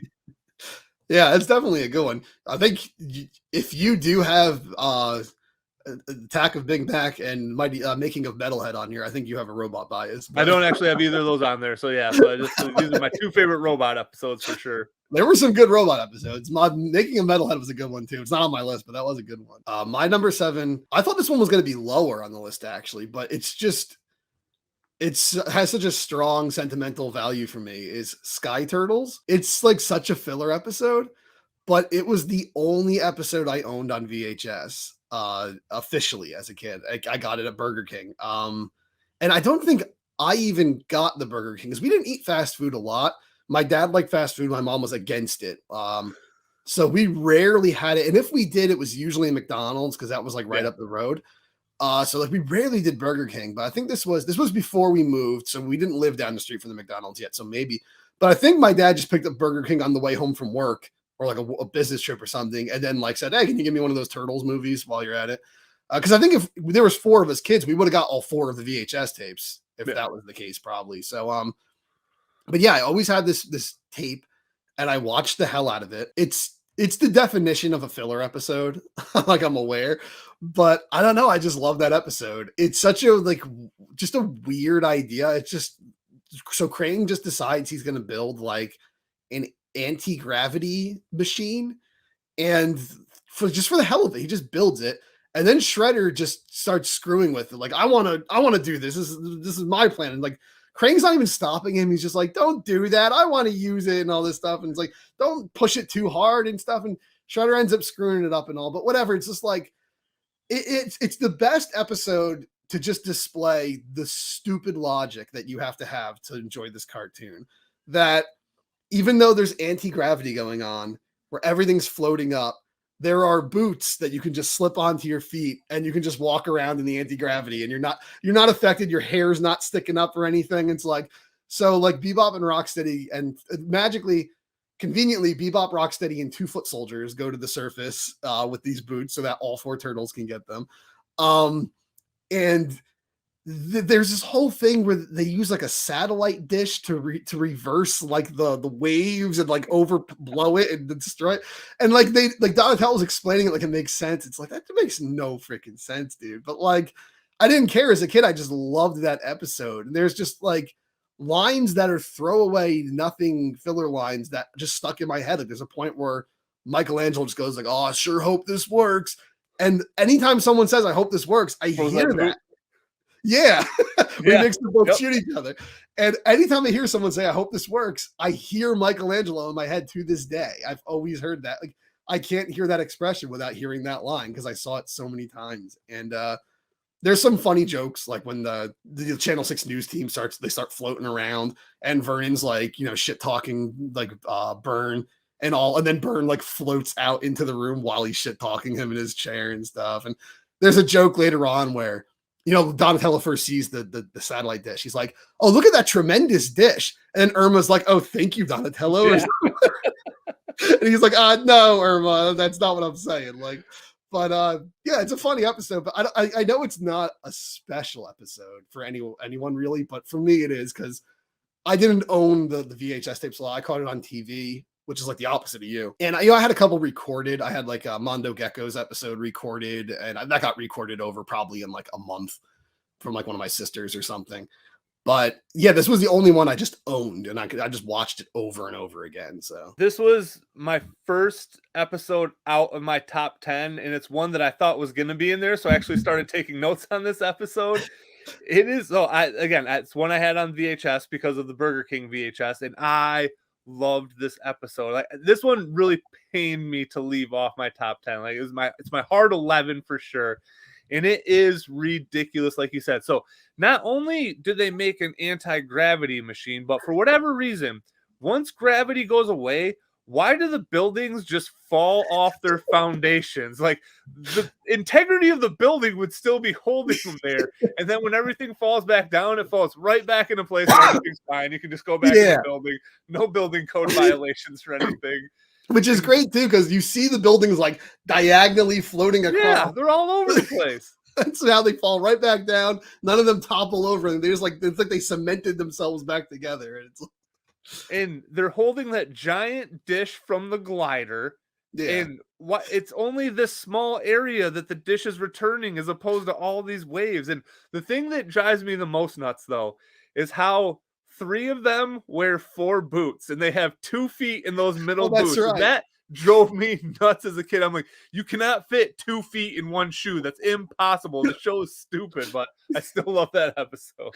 Yeah, there was definitely some weird stuff in there. There was what always stuck out to me, not to get too, sidetracked with Sky Turtles, which I call the filler episode. But you see, I think it's one of the only times you see Rocksteady's feet in that episode. And he has like the pointy toenails. Yeah, he has like claws. He has like, you'd expect like a cat mutant to have like feet like that, or an orc from Lord of the Rings. Like I thought he would have like human feet or rhino feet. It's like, no, he has like this weird human claw like thing going on. But yeah, glad you brought up that episode. I'm glad I got to talk about that one. Okay, good. My number 6, season 3, episode 26, Pizza by the Shred. Oh, that's in my my honorable mentions. Okay, yeah. So this one, I got a lot of notes on this one because there's a lot. So one of the first things, and I remembered this when I was watching another episode that's going to appear on my list, probably to a lot of people's surprise. The first thing that it starts off with is when they're working on the Star Cruiser. And the one they're working on is red, but the one that gets left there is blue. They take the red one back with them. So it's weird that the red one's there in this video. Even as a kid, I remember that being weird in the continuity. And it's also weird that it's 3 seasons later before they're even like, oh yeah, we have the Star Cruiser that we just decided not to do anything with until today. So I always thought that was kind of a funny part of that episode. But the thing that's my favorite part about this episode that we were talking about earlier, and I'm going to kind of jump around a little bit, is how you get the mashup of the Rat King with Shredder. And it's the first time that I like kind of figured out that just because a bad guy is a bad guy, like the enemy of my enemy isn't always my friend, because they're kind of not really into each other. And I'm just like, oh, so it kind of establishes Rat King is more neutral than almost bad. Like, yeah, he steals the pizza, but he's not really a real bad guy in that episode. I feel like he's kind of just more like a neutral party. And the thing that I've brought this up before when I've talked about it too. This episode is the biggest commercial they've ever done for sure. So in like a 5-minute scene where they're going to the sewer to find, they're chasing that sardine on the pizza. Yeah. They have the foot ski, what's the sewer tube called? The party tube. What is it? Yeah. Party tube, I think. Yeah. Yep, the party tube. They have the plunger gun. They have the retro catapult, all in that little scene, all super fast. 4 toys that were probably out at the time that they just wanted to push into this episode. And even as I was a kid, I'm like, this is a lot of things in this episode that they never use again, other than the retro catapult. And then the other really random thing about this episode, I'm kind of working my way back now, is when Michelangelo gets a job at this pizza place, he doesn't ever even go inside the building. Like, could you imagine if it was that easy to get a job where you didn't have to set foot inside your establishment and like, okay, you're on the payroll now, order these pizzas, but never come inside. Like, it's a ridiculous episode, but I love it so much. My takeaway there was just that like Michelangelo wouldn't know how a human job works anyway. So he's like, okay, this is normal. Yeah, he probably just thinks that's normal. The thing is, like, why would Shredder assume that Michelangelo would be? Right. But the thing that always got me about that episode was, like, how do they not know it's Shredder? Like, in the commercial, you see Shredder's hand. Right?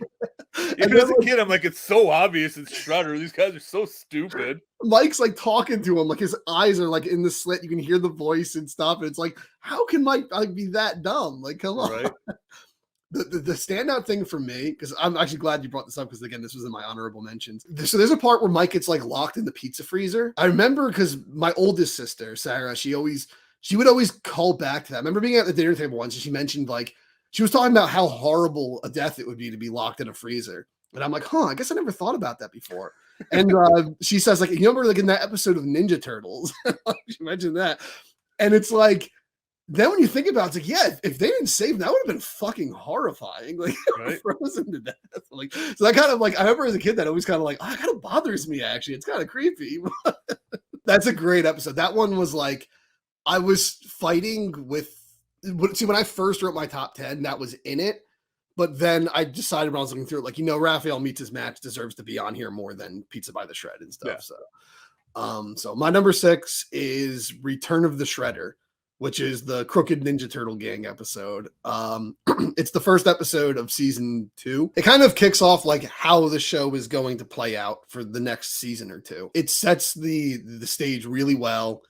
It almost works as a first episode. Like if you didn't see the first season, I think Return of the Shredder almost works as a first episode. Just if you know, like, okay, the Turtles fight Shredder and Krang, and those are the bad guys and stuff. You could kind of start here. But I not that you should. I recommend watching the first season. Definitely the best stuff. But it is kind of like a good starting off point. You have like the Turtles in the grocery store, like Leo and Mike are like in the grocery store. And like they're so nice, they're such good citizens and stuff. And then when the Crooked Ninja Turtle Gang goes in there later on, she's like, "Oh, I thought those Ninja Turtles were such nice boys," or whatever. I actually can't tell the difference. Yeah, it's literally guys with paper bags on their heads. And then like Smash doesn't even have the paper bag; he's just wearing a headband. Yeah, and like she's like, you can't tell the difference. Yeah, I don't know. It's just and like that fight scene at the beginning. It's it's simple, but the fighting in the episode's pretty cool. It's a pretty good. It's pretty good for like post season 1 fighting. Yeah. And I just like the whole idea of Shredder kind of just making his like, okay, I'm just gonna make a new Foot Clan basically. Like you're not, because Krang's being a dick. Krang's like, you can't have Bebop and Rocksteady, you can't have the Foot Soldiers, you can't have the Rock Soldiers. I'm just sending you to Earth, and you can go fuck yourself. And like, until you kill the Turtles, I don't want to hear about you. It's like, well, he'd kill the Turtles a lot easier if you sent them all that other shit, which is kind of weird. I guess that's kind of where they set up in the show that like Krang is above Shredder, which always kind of bothered me. I always liked Shredder being the main bad guy. They're kind of equals, I guess, but. Yeah, it's just a memorable episode. It's a lot of fun. I think it's a shame that like in the beat 'em up games, you've never had like Crooked Ninja Turtle guys just be like grunts that you could beat up, like stage enemies and stuff.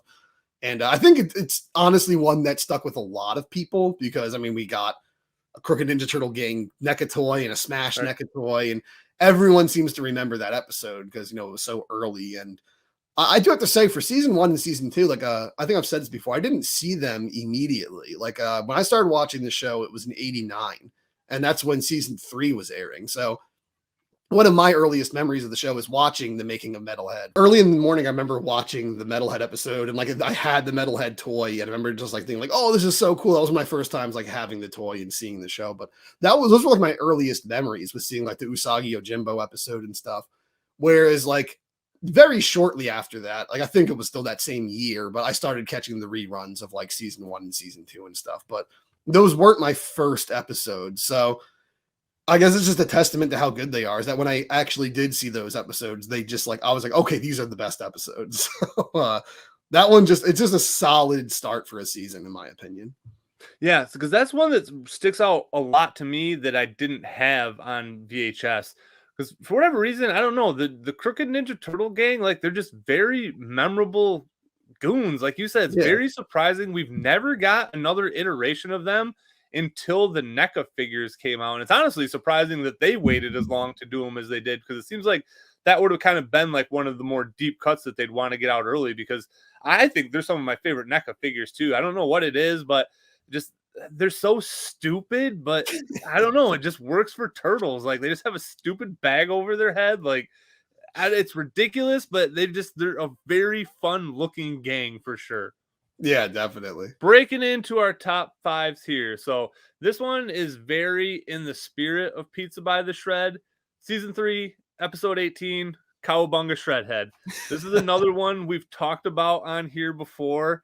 And It's an absolute ridiculous episode, but it is so much fun. I think it's James Avery's best performance in the entire series. For him to be doing his Michelangelo or his Shredder doing an impression of Michelangelo, like it's just such a fun character. It's so ridiculous. And we talked about this before too. There's something, it's one of those episodes where it's like they got an outside animation studio to work on it. It was just like a step above, and it has just that kind of like liquidy fluidity feel to it when the characters move. Thing that they're doing in the beginning, they're trying to just make a hologram of Michelangelo, and then that machine starts going haywire. But why does all of Michelangelo's memories and knowledge get put into his brain when all they had was just a visual hologram of Michelangelo? Like, it really makes no sense. And I never even thought about it until I started thinking about this episode deeply.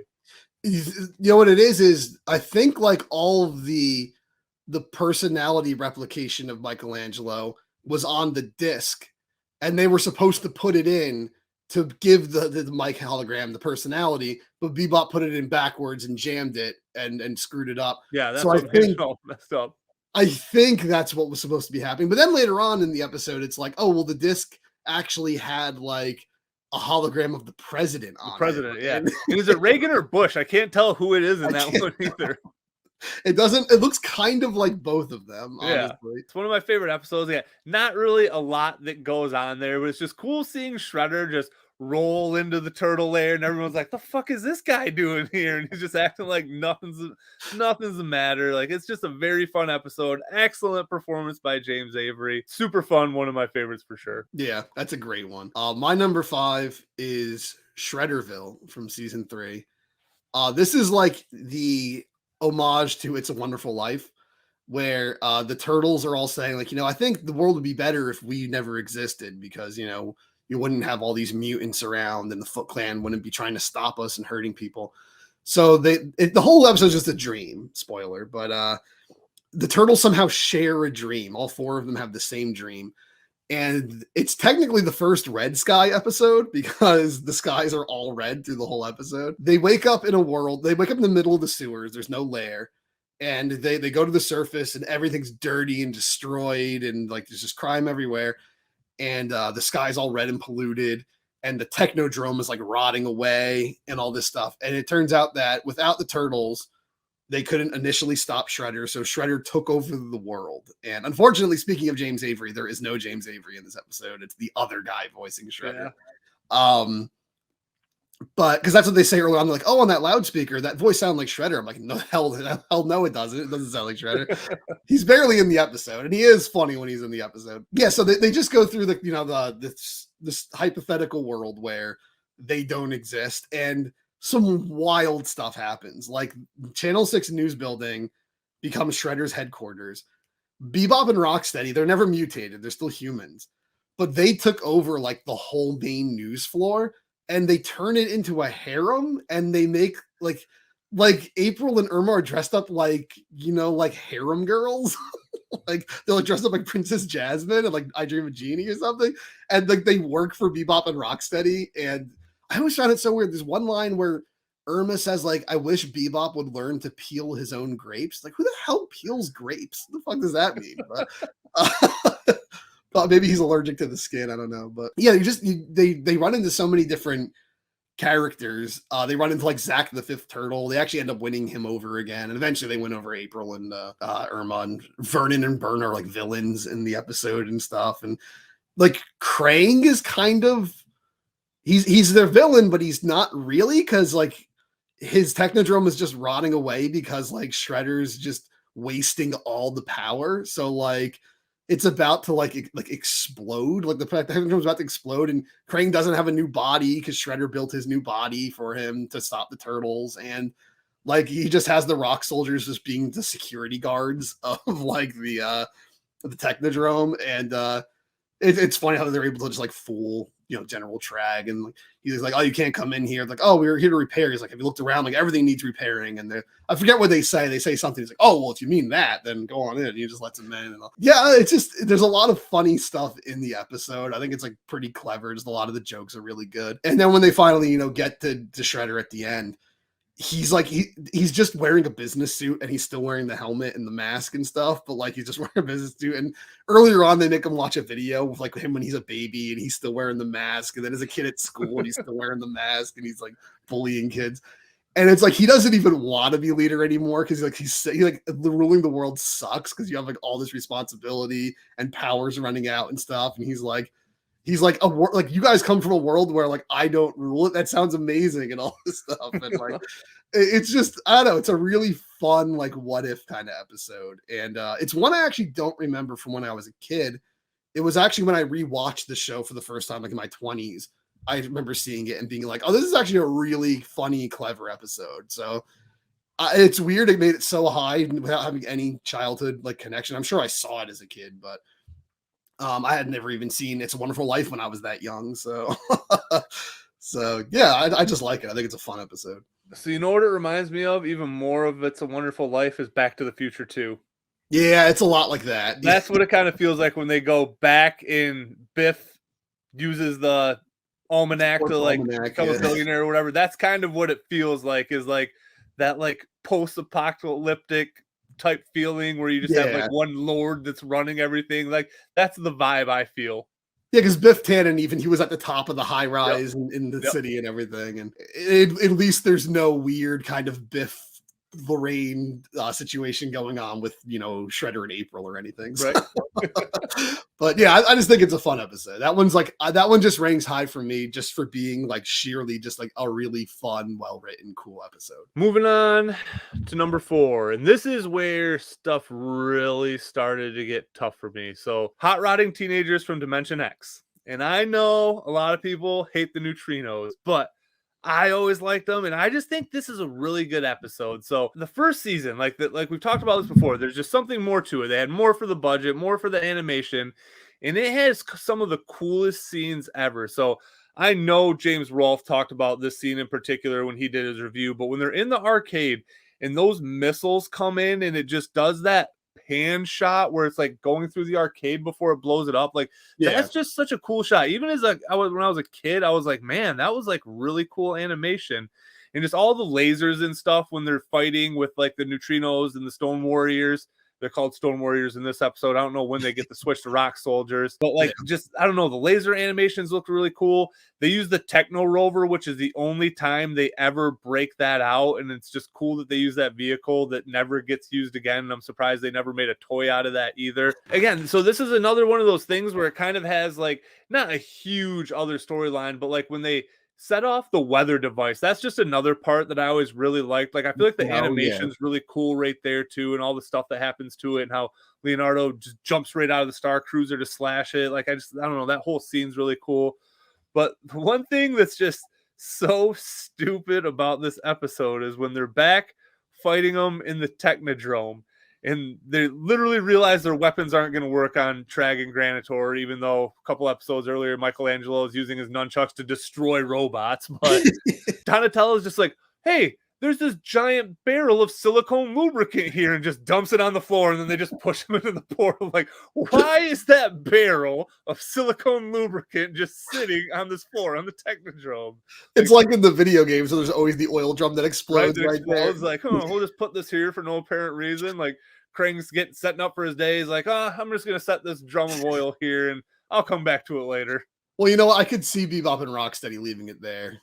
Right. Like he told them to move it down to the basement or something, and they just left it there. They're like, yeah, whatever. That's one of the things, a few things you touched on, actually, I just want to say is you mentioned James Rolfe years ago when he was doing like, that's like from Cinemassacre, Angry Video Game Nerd, he did a thing called Turtle Tuesdays, where every Tuesday he covered Turtles. And if you haven't seen his retrospective on the original animated series, check it out. He did a really it's one of my favorites. I watched it a couple times, actually. Oh, really? Yeah, last time I watched it was probably like a year ago, but I rewatch it almost every year at some point. It's like he just does a really good, thorough retrospective of it. Also, my theory, the only reason I would guess they changed the name to Rock Soldiers is I believe Stone Warriors is the name of the rock guys in Masters of the Universe.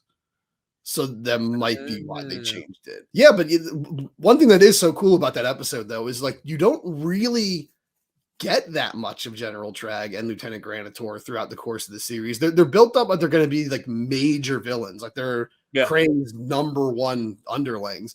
But like even like in the episodes talking about Shredderville, it's like Trag's there for like a couple jokes, but like he's not like the villain of the episode or anything. So I feel like that was like one of the only episodes. I know there's some later on in the show and all, but they do bring them back sometimes. But that was like one of the only episodes for a while that was like very heavily based around the Rock Soldiers. Yeah, so that's again another reason I really like it, because it's back when the tone was a little bit more serious. So they are pretty like at that point, like Bebop and Rocksteady kind of got exposed as buffoons, but like they're badasses. Like the Turtles are having trouble dealing with them, and they have to get rid of them in this really slapsticky way because in an actual fight they weren't really any match for them. Yeah, that's an awesome episode. Yeah, I know a lot of people don't like the Neutrinos. I didn't like them when I was a kid, but I like them now. So I even did. Like I just remember when in the promo, the one line I always remember is "Cool, Daddy-O, we are frozen." Like I'll always that's just burned into my brain from that promo. That just come on, that's cool. Yeah. That's cool. The line that always sticks out to me, it's like one of the funniest like on the nose villain lines ever, is when Krang's talking about how much he hates the Neutrinos. He's like, you know, they have no respect for authority and all this stuff, and worst of all, they love to have fun. He just hates that they have fun. And I think that might be the same episode where Shredder says it feels so good to be so bad. Or right. But they always had their cheese in there, even when they were taking it a little more seriously. But yeah, I'll do my number 4. It'll be brief because it's Cowabunga Shredhead, which we already talked about. And I don't have too much more to say about why I love it than what you said. I just think like James Avery knocks it out of the park. He's just hilarious in that episode. The whole episode.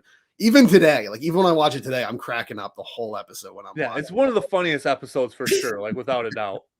Just like the way he keeps switching back and forth too, because it's like when he hears the word Michelangelo, he becomes Michelangelo. When he hears the word Shredder, he becomes Shredder. So it's just so funny to hear him go from like, "Oh, you moronic mutants," to like, "Whoa, dudes, wait up," and stuff. Right. And like, it just cracks me up every time. Yeah, he just does. It's so weird because like he doesn't even question who Michelangelo is. He thinks he's Mike, but he's talking to Mike multiple times in the episode, and he doesn't even. And he's not like, because he knows what he looks like too. Because when he sees the image on the computer, he knows that's him. So why doesn't he see Mike and be like, "Hey, this is me"? Like it makes no sense. But one thing that's interesting that episode also reveals is that Bebop and Rocksteady don't even know who the hell the Turtles are. They're like, "Hey, that looks like that surfer." The surfer dude. Yeah, it's like they don't even know their names. Like Bebop and Rocksteady are just taking orders. They don't give a shit about any of this. Like it kind of just reveals that like they're just going along for the ride. Like the Turtles know Bebop and Rocksteady, like everything about them. Bebop and Rocksteady are like, "Hey, these are those guys we have to fight all the time." But yeah, it's a great episode. It's a ton of fun. Like you said, the animation's like so bouncy and fluent and stuff. And not in every scene, but in a lot of them. And yeah, it's a great episode. My number 3, season 2, episode 6, Case of the Killer Pizzas. So this is the episode with the pizza monsters. I'm so glad we finally got Pizza Monster action figures. I cannot believe this isn't one that Playmates did. I feel like these would have been so good for early Playmates toys. Like they could have made them a little bit bigger and chunkier. Maybe not quite the size of the Mega Mutants, but just made them a little bit bigger. You know what I mean? That would have been my favorite ones. But I just love this episode from start to finish. Rewatching this one, like it just has, I don't know, some of the strongest memories for me. So even right off the bat, when they're at that like bake off or whatever they go to, April and Irma are talking about the guy that Irma just went out on the date with, the accordion player, and he shows up like just huge Italian stereotype guy. Like everything from there on is just so much fun. They win this contest, they win the pizzas, but they accidentally send a couple of them out. They go to these shitty ass kids, and these kids are the biggest turds, man. The Turtles show up there to try to get them, and they're like, "No, screw you guys, these are our pizzas, go get your own pizzas." Like not even impressed that the Ninja Turtles are in their house. And another funny thing from this episode is it's so weird that these people just get fresh pizzas and just pop them in the microwave. That's the first thing they do with these brand new pizzas they get, is everybody just pops them in the microwave, and the whole box fits in a microwave. Like who has ever had a microwave big enough to fit a whole pizza box in? Super ridiculous. And then from there, just all the stuff that plays out in the sewer is just super fun. It's cool. I don't know why the pizza monsters get bigger when they go in the water. Like it almost seems like it's the food at first that makes them bigger, but then they go in the water and they just get super big and turn into their final xenomorph forms. And another funny thing about that is when they're fighting them in the sewers, they're proportioned pretty well most of the time, but there's one scene where Raph is literally like the size of the calf of one of the pizza monsters, and he kicks it in the ass and it falls over. And that's probably one of the biggest like size discrepancies that's ever been in the show. But other than that, not a lot of nitpicks. We got original Baxter Stockman in this one before he's mutated. He's hanging out with Shredder. So you got a lot of those. They have their dynamic going. Yeah, that one, that's definitely like one that I think a lot of people just clung to. It was just an all-around good episode. My theory on why they grow, I don't think it's necessarily the food or the water. I think it's like in Alien, the first Alien, the alien keeps changing over like really quickly. Like it comes out as like a little slug thing out of the guy's chest. Yep. And then like 10 minutes later, you see it and it's this big black nightmare coming down from the ceiling. So the xenomorph was just supposed to grow gradually. And it was kind of Ridley Scott's way of like being like, you never know what the monster is going to look like when it shows up next time. Yeah. So I think they were just emulating what happened in the movie, that like they grew really fast. So that's where I think that I don't think there was anything in particular that made them grow. I think the pizza monsters just grow like in the course of a day. They grow up basically. Yeah. I just thought it was weird that they're in that baby stage and then they just get a little bit bigger and then all of a sudden they just grow into this giant xenomorph. But again, we're talking about the turtles here, not a lot of rhyme or reason for the things that happen here. They do make it seem like it is the pizza that's making them grow at first, but I remember that being weird though, that they're just alien creatures from Dimension X, and like Crane just puts their eggs on the pizza.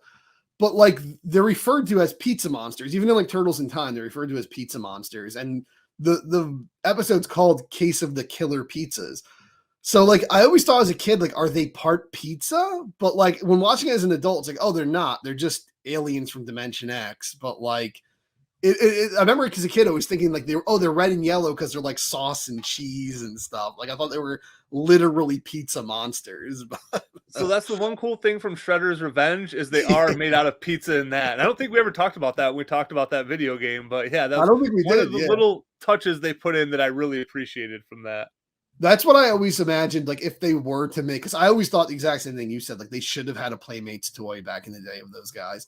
I always thought since they did the crazy sculpts, have like some areas where it's like melty cheese, their skin, and then there's like some pepperonis on the side of their head or something, and like some mushrooms or like olives or something on them. Like they could do crazy like designs like that. But yeah, it's an awesome episode. All right, my number 3 is New York's Shiniest with Rex 1.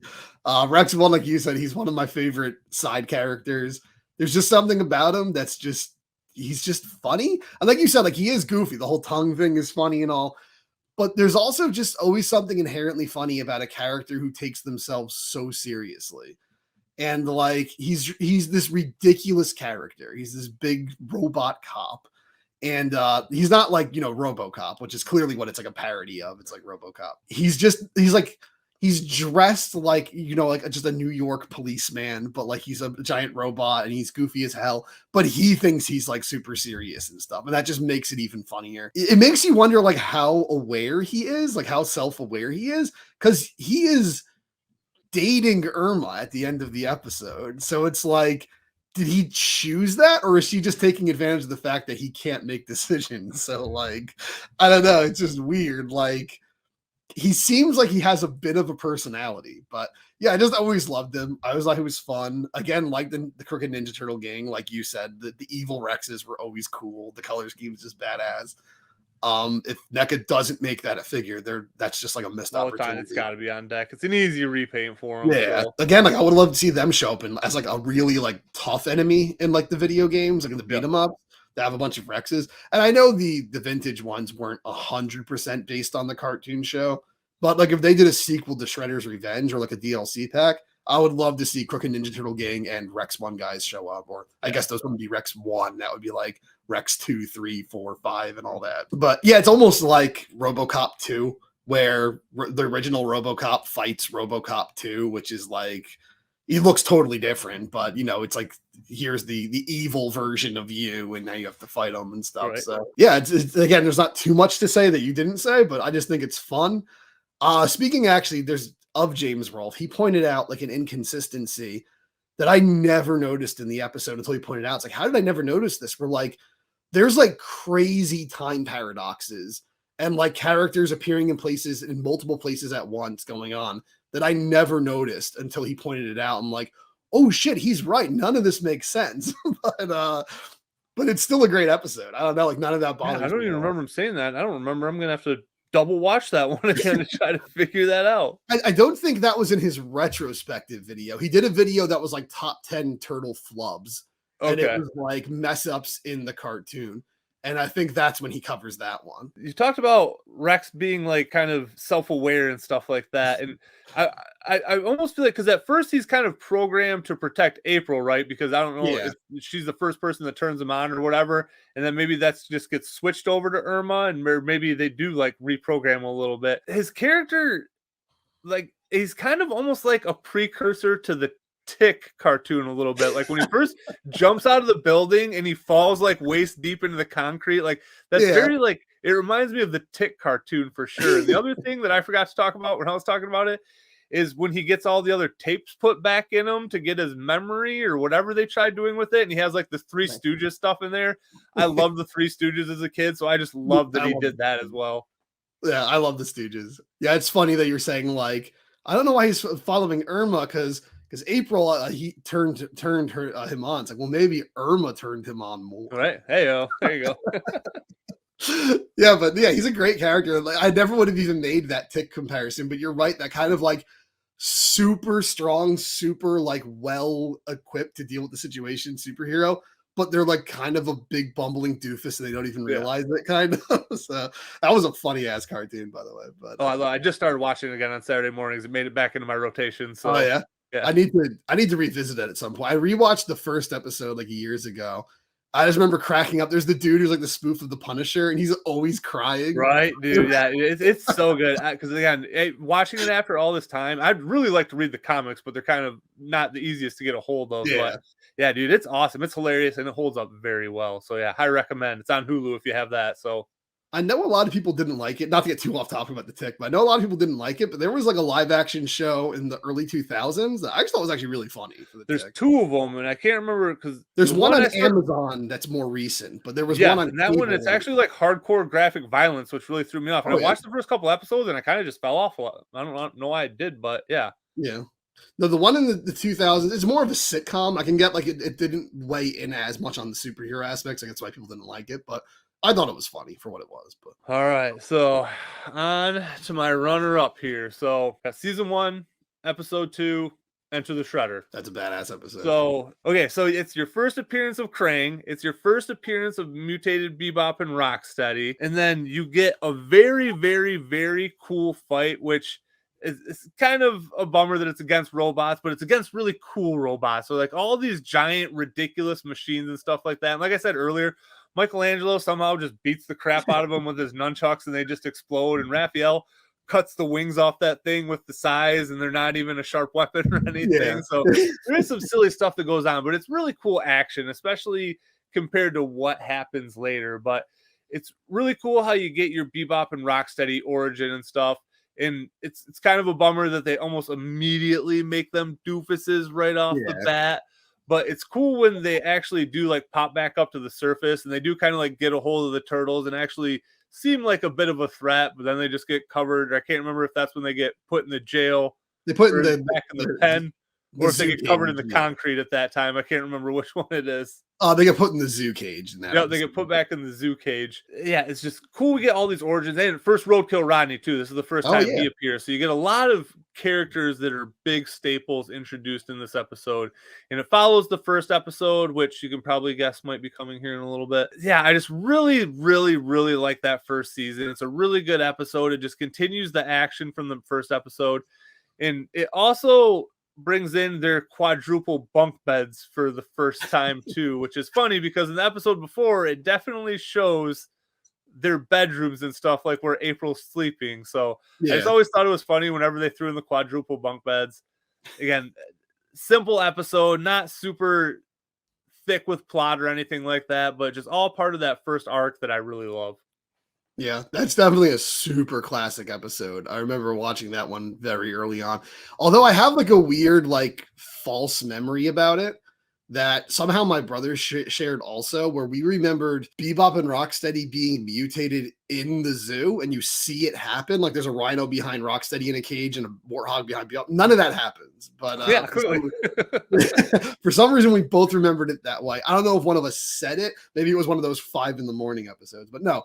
One of us maybe misremembered it, and the other one, their memory was so foggy, they just overrode the memory with that or something, or I don't know. But yeah, it's a classic episode, though. It's great. My number 2 is Return of the Technodrome, which is the finale of season 2. Yep. And it really kind of is like the finale of the show. It could have been a final episode. Like, it's almost written like it's the final episode. It seems like the thought process was like, okay, if we don't get more seasons of the show, we can end it right here. Yeah. Because you have like everything happens, and like the majority of the stuff I love is in like the final third of the episode where the turtles and Splinter like infiltrate the Technodrome. They find the Technodrome underground and they go into the Technodrome, and they fight Bebop and Rocksteady and everybody and foot soldiers and all, but then Splinter goes off to fight Shredder, and they have like the Star Wars kind of moment where Shredder's like walking down the hallways with all his foot soldiers, and he's like, I sense the presence of my old enemy. Right. Like, let me go face him. He walks off. It's like the exact quote Darth Vader says. And then they meet on the bridge, like just like Vader and Obi-Wan.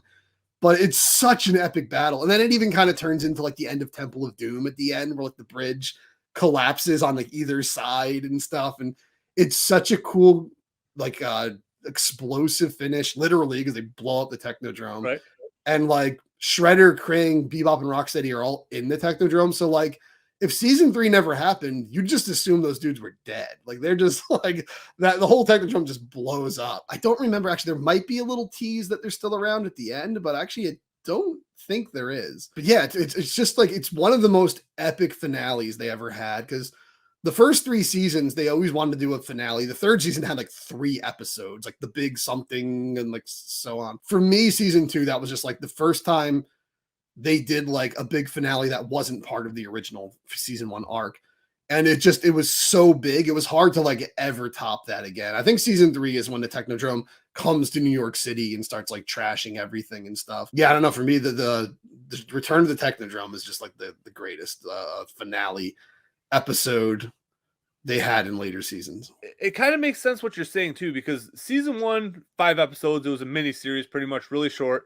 Season 2 was like, okay, this miniseries was good, give us a little more. But it wasn't until season 3 where they hit syndication and they're like, okay, this is a hit. Like, this is going to go forever and be gangbusters. So you're right. At the end of season 2, they could have kind of tied up that bow right there if they didn't get anything else. Because it does feel very contained too. Like season 1, I mean, it kind of starts off with like, it tries to have that serialization with the eye of, I always forget it, the eye of Sarnak, I think it is. And they kind of abandoned that, but it definitely just does wrap it up, and it feels like a very epic way to where later their season finales are almost like a spoof of that, to where I can't remember if it's season 4 or 5 or 6 or which one it even is, where they're like, find the Technodrome, infiltrate, blah blah blah. They like make fun of it themselves, but that's definitely the one that really like sets that up for sure. Yeah, they take it like very seriously. It's like watching that as a little kid, you feel like you're watching like any crazy action movie. You feel like you're watching Total Recall or something. Like you're watching some like epic action sci-fi adventure. Yeah, it's awesome. I think definitely you can see like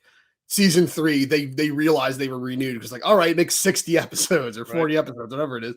Season 2, I don't know if they knew it was popular, but so many cartoons in the 80s had 1 season and then they were done. Yeah. So like even popular ones, even ones people know, like Brave Star and stuff, like it had a season. So I think Silverhawks only had a season, I think. So it's like they might not have known that they were gonna get like a whole show out of this. Silverhawks might have had 2, but I don't know. So like it seems like they were setting up like, okay, if we have to end it, this is how it's gonna end. And season 3 is when they realized, like, okay, we got these kids by the balls. Like, they love our show. So yeah, I love that episode. So honorable mentions. So one of them we already covered. So I would say Sky Turtles would have been my hard number 11 for sure. And then the other two were the 2 episodes from season 1 that didn't make it into my top 10. So think about Rats and then Shredder and Shredder and Splintered. I love season 1. They're some of my favorite episodes. It was almost, at one time I thought maybe all 5 of them were going to make it in my top 10, but then once I realized how many favorite episodes I had, I was surprised that 2 of them even got the boot. But that first season, just super special. I just really love all those episodes. It's just a great mini series, a great start to finish arc, the way everything goes, but each episode is still pretty awesome on its own. And then Sky Turtles, we kind of already touched on everything I liked about that episode. Really awesome episode, really fun, and just one of my most memorable ones from my childhood. So my number 1, and I feel like you could probably figure it out by now. I think I know. First episode, Turtle Track, season 1, episode 1. It just is such a great start to the show. Such a good introduction. It's cool how it shows the turtles just kicking Bebop and Rocksteady's gang's ass before you even see them. And then you kind of just see them walk forward. And I really like the way they're drawn in this episode. It's even different than episode 2, I feel like. Like they have that sharp line on their nose. And it's just very, very, very different. But all the action scenes in this are just so good. Like the first time they fight the foot soldiers and they realize they're robots, like that's probably my favorite fight scene in the entire series. It's just so cool. It's so fun. And they have all these other like just really stupid things that happen in this episode. Like going to the Ninja Pizzeria, and it's the first time you realize, I guess even before that, they eat their weird pizza for breakfast. You get that cool escape scene from the building where it starts filling up with water and all the foot soldiers are leaving and they have to get up to the roof and they get out of the building. And then one of the most iconic characters that I feel like is a deep cut but iconic at the same time is the granny with the machine gun. Like the first interaction they have with any people other than other than April, the first person that sees them, they just freaking pull out this granny with the machine gun, and it's just such a good, memorable character. It reminds me of the granny with the machine gun from the old Super Mario Brothers movie, who's like, "Give me all your Koopa coins" or whatever. But yeah, honestly, that fight with the first fight with the foot soldiers is probably the most well animated and like badass fight in the entire series. Actually, it is a perfect start. Actually, it's funny you mentioned like the hard line in the nose.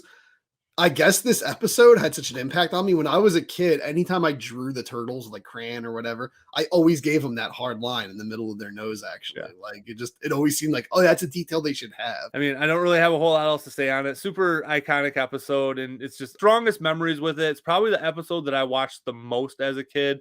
And again, I feel like it's objectively the best, and it is my favorite. Okay, I have 5 honorable mentions. 3 of them are, contestants for possibly being on my list. 2 of them are just on there because they were just epic moments for me as a kid. So the 3 that almost made it on the list are Pizza by the Shred, which we already talked about, Casey Jones, Outlaw Hero, because it didn't make it to the top because Casey Jones is just not really like a significant character in this iteration of the Turtles, which is weird, but it's such a great episode. And Casey's just such a maniac. He's hilarious. Right. Like, I love when he has like all those like one-liners he says to like all the punks he's beating up in the sporting goods store and everything at the beginning. And I just love his voice. He's doing like exaggerated Clint Eastwood, like sleazeball when he's talking to everyone. It's just funny because, he's like the human hero, but he's like 20 times crazier than the giant turtle. like they're like, what the hell is wrong with this guy?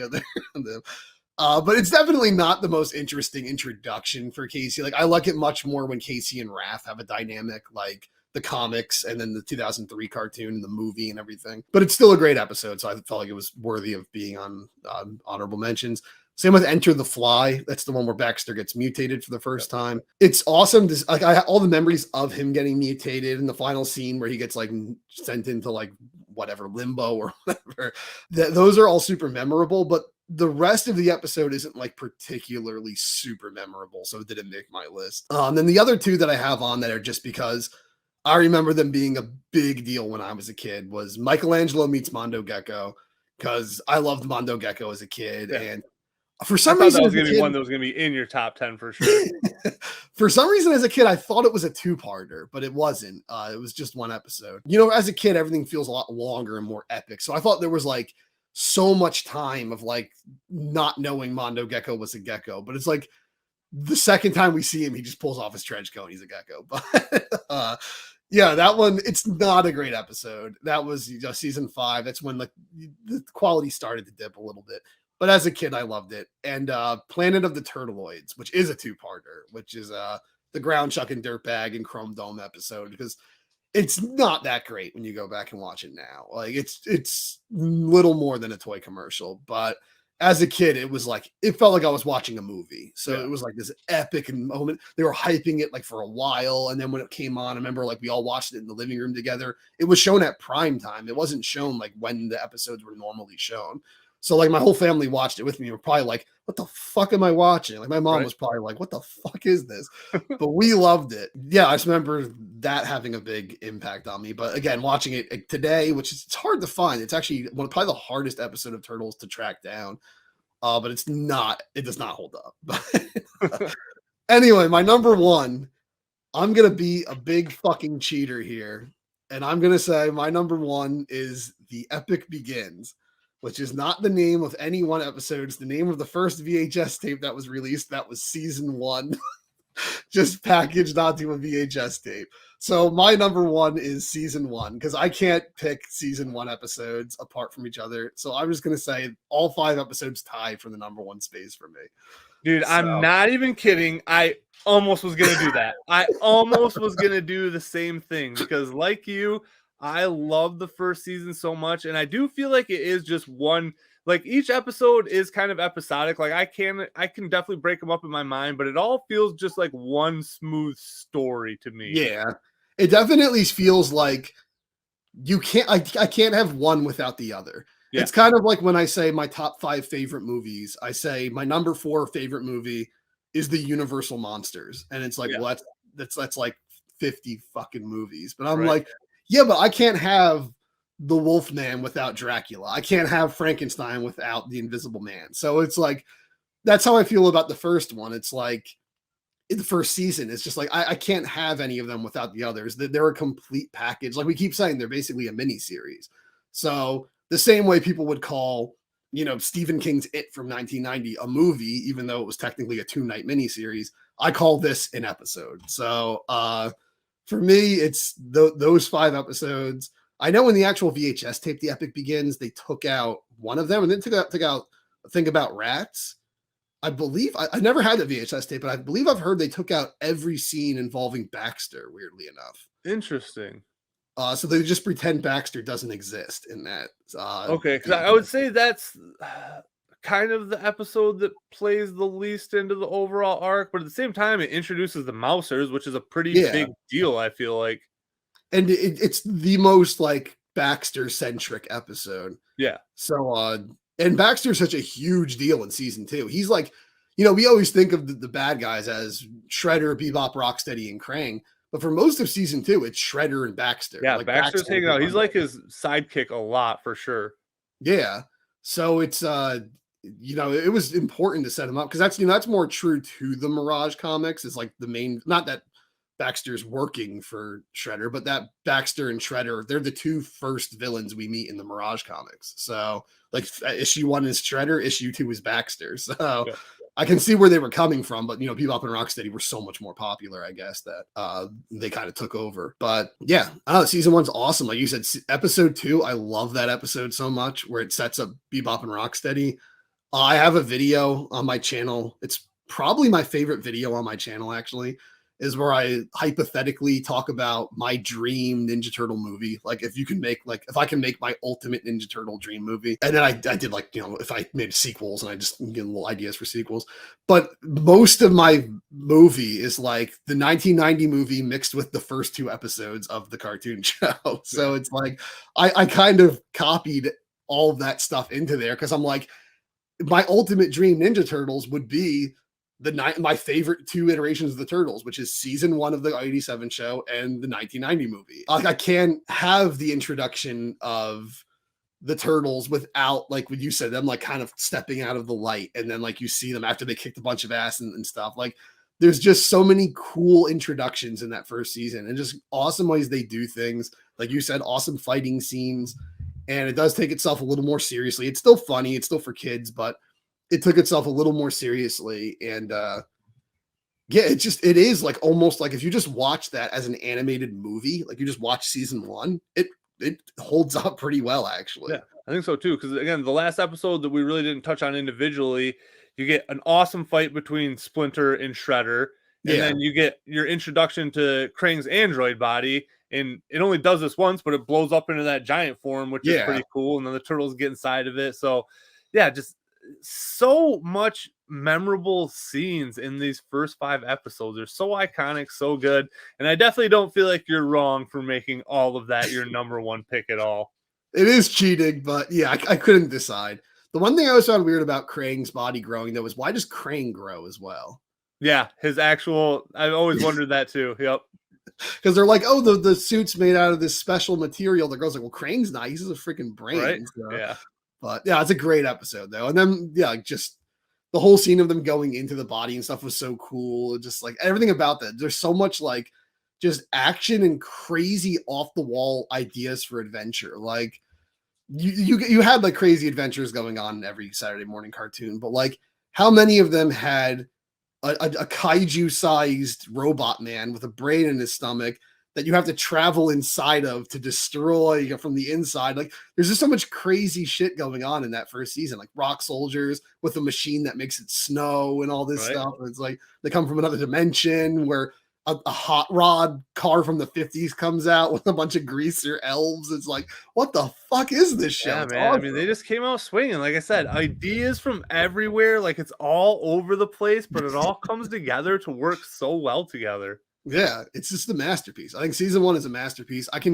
Going back and watching it, you can definitely tell, like watching season 1, you're like, I get why this blew up immediately and like just took over Saturday mornings. And because it's like, was that when it was on Saturday morning? That was actually when it was being shown in the afternoons. I don't remember, but I can see why it took over the cartoon world in the 80s. Because like, I love 80s cartoons, but Ninja Turtles was like a clear step above the rest of them with that first season. Hear my dogs running around like they got to take a piss. You got any other thoughts? No, that's it. That's both of our top 10s for the classic Fred Wolf cartoon. And all right, I'm excited to do another top 10. This is a lot of fun. It's definitely going to be our longest episode for sure, but that's what I was saying. A lot of fun. There was another top 10 idea that I had that you were like, I don't know if we could go a whole hour. I'm like, top 10s are going to take a long time. Yeah. Now I see that. So yeah, we could probably spin something out of nothing on these ones. So yeah. All right. Well, yeah. All right, guys. Hope you enjoyed that. Let us know your top 10 episodes, and yeah, we'll hopefully we're not liars. We got Chris Fawcett coming on episode 11 if everything works out. So yeah. Catch you guys in a couple weeks. Peace. Peace.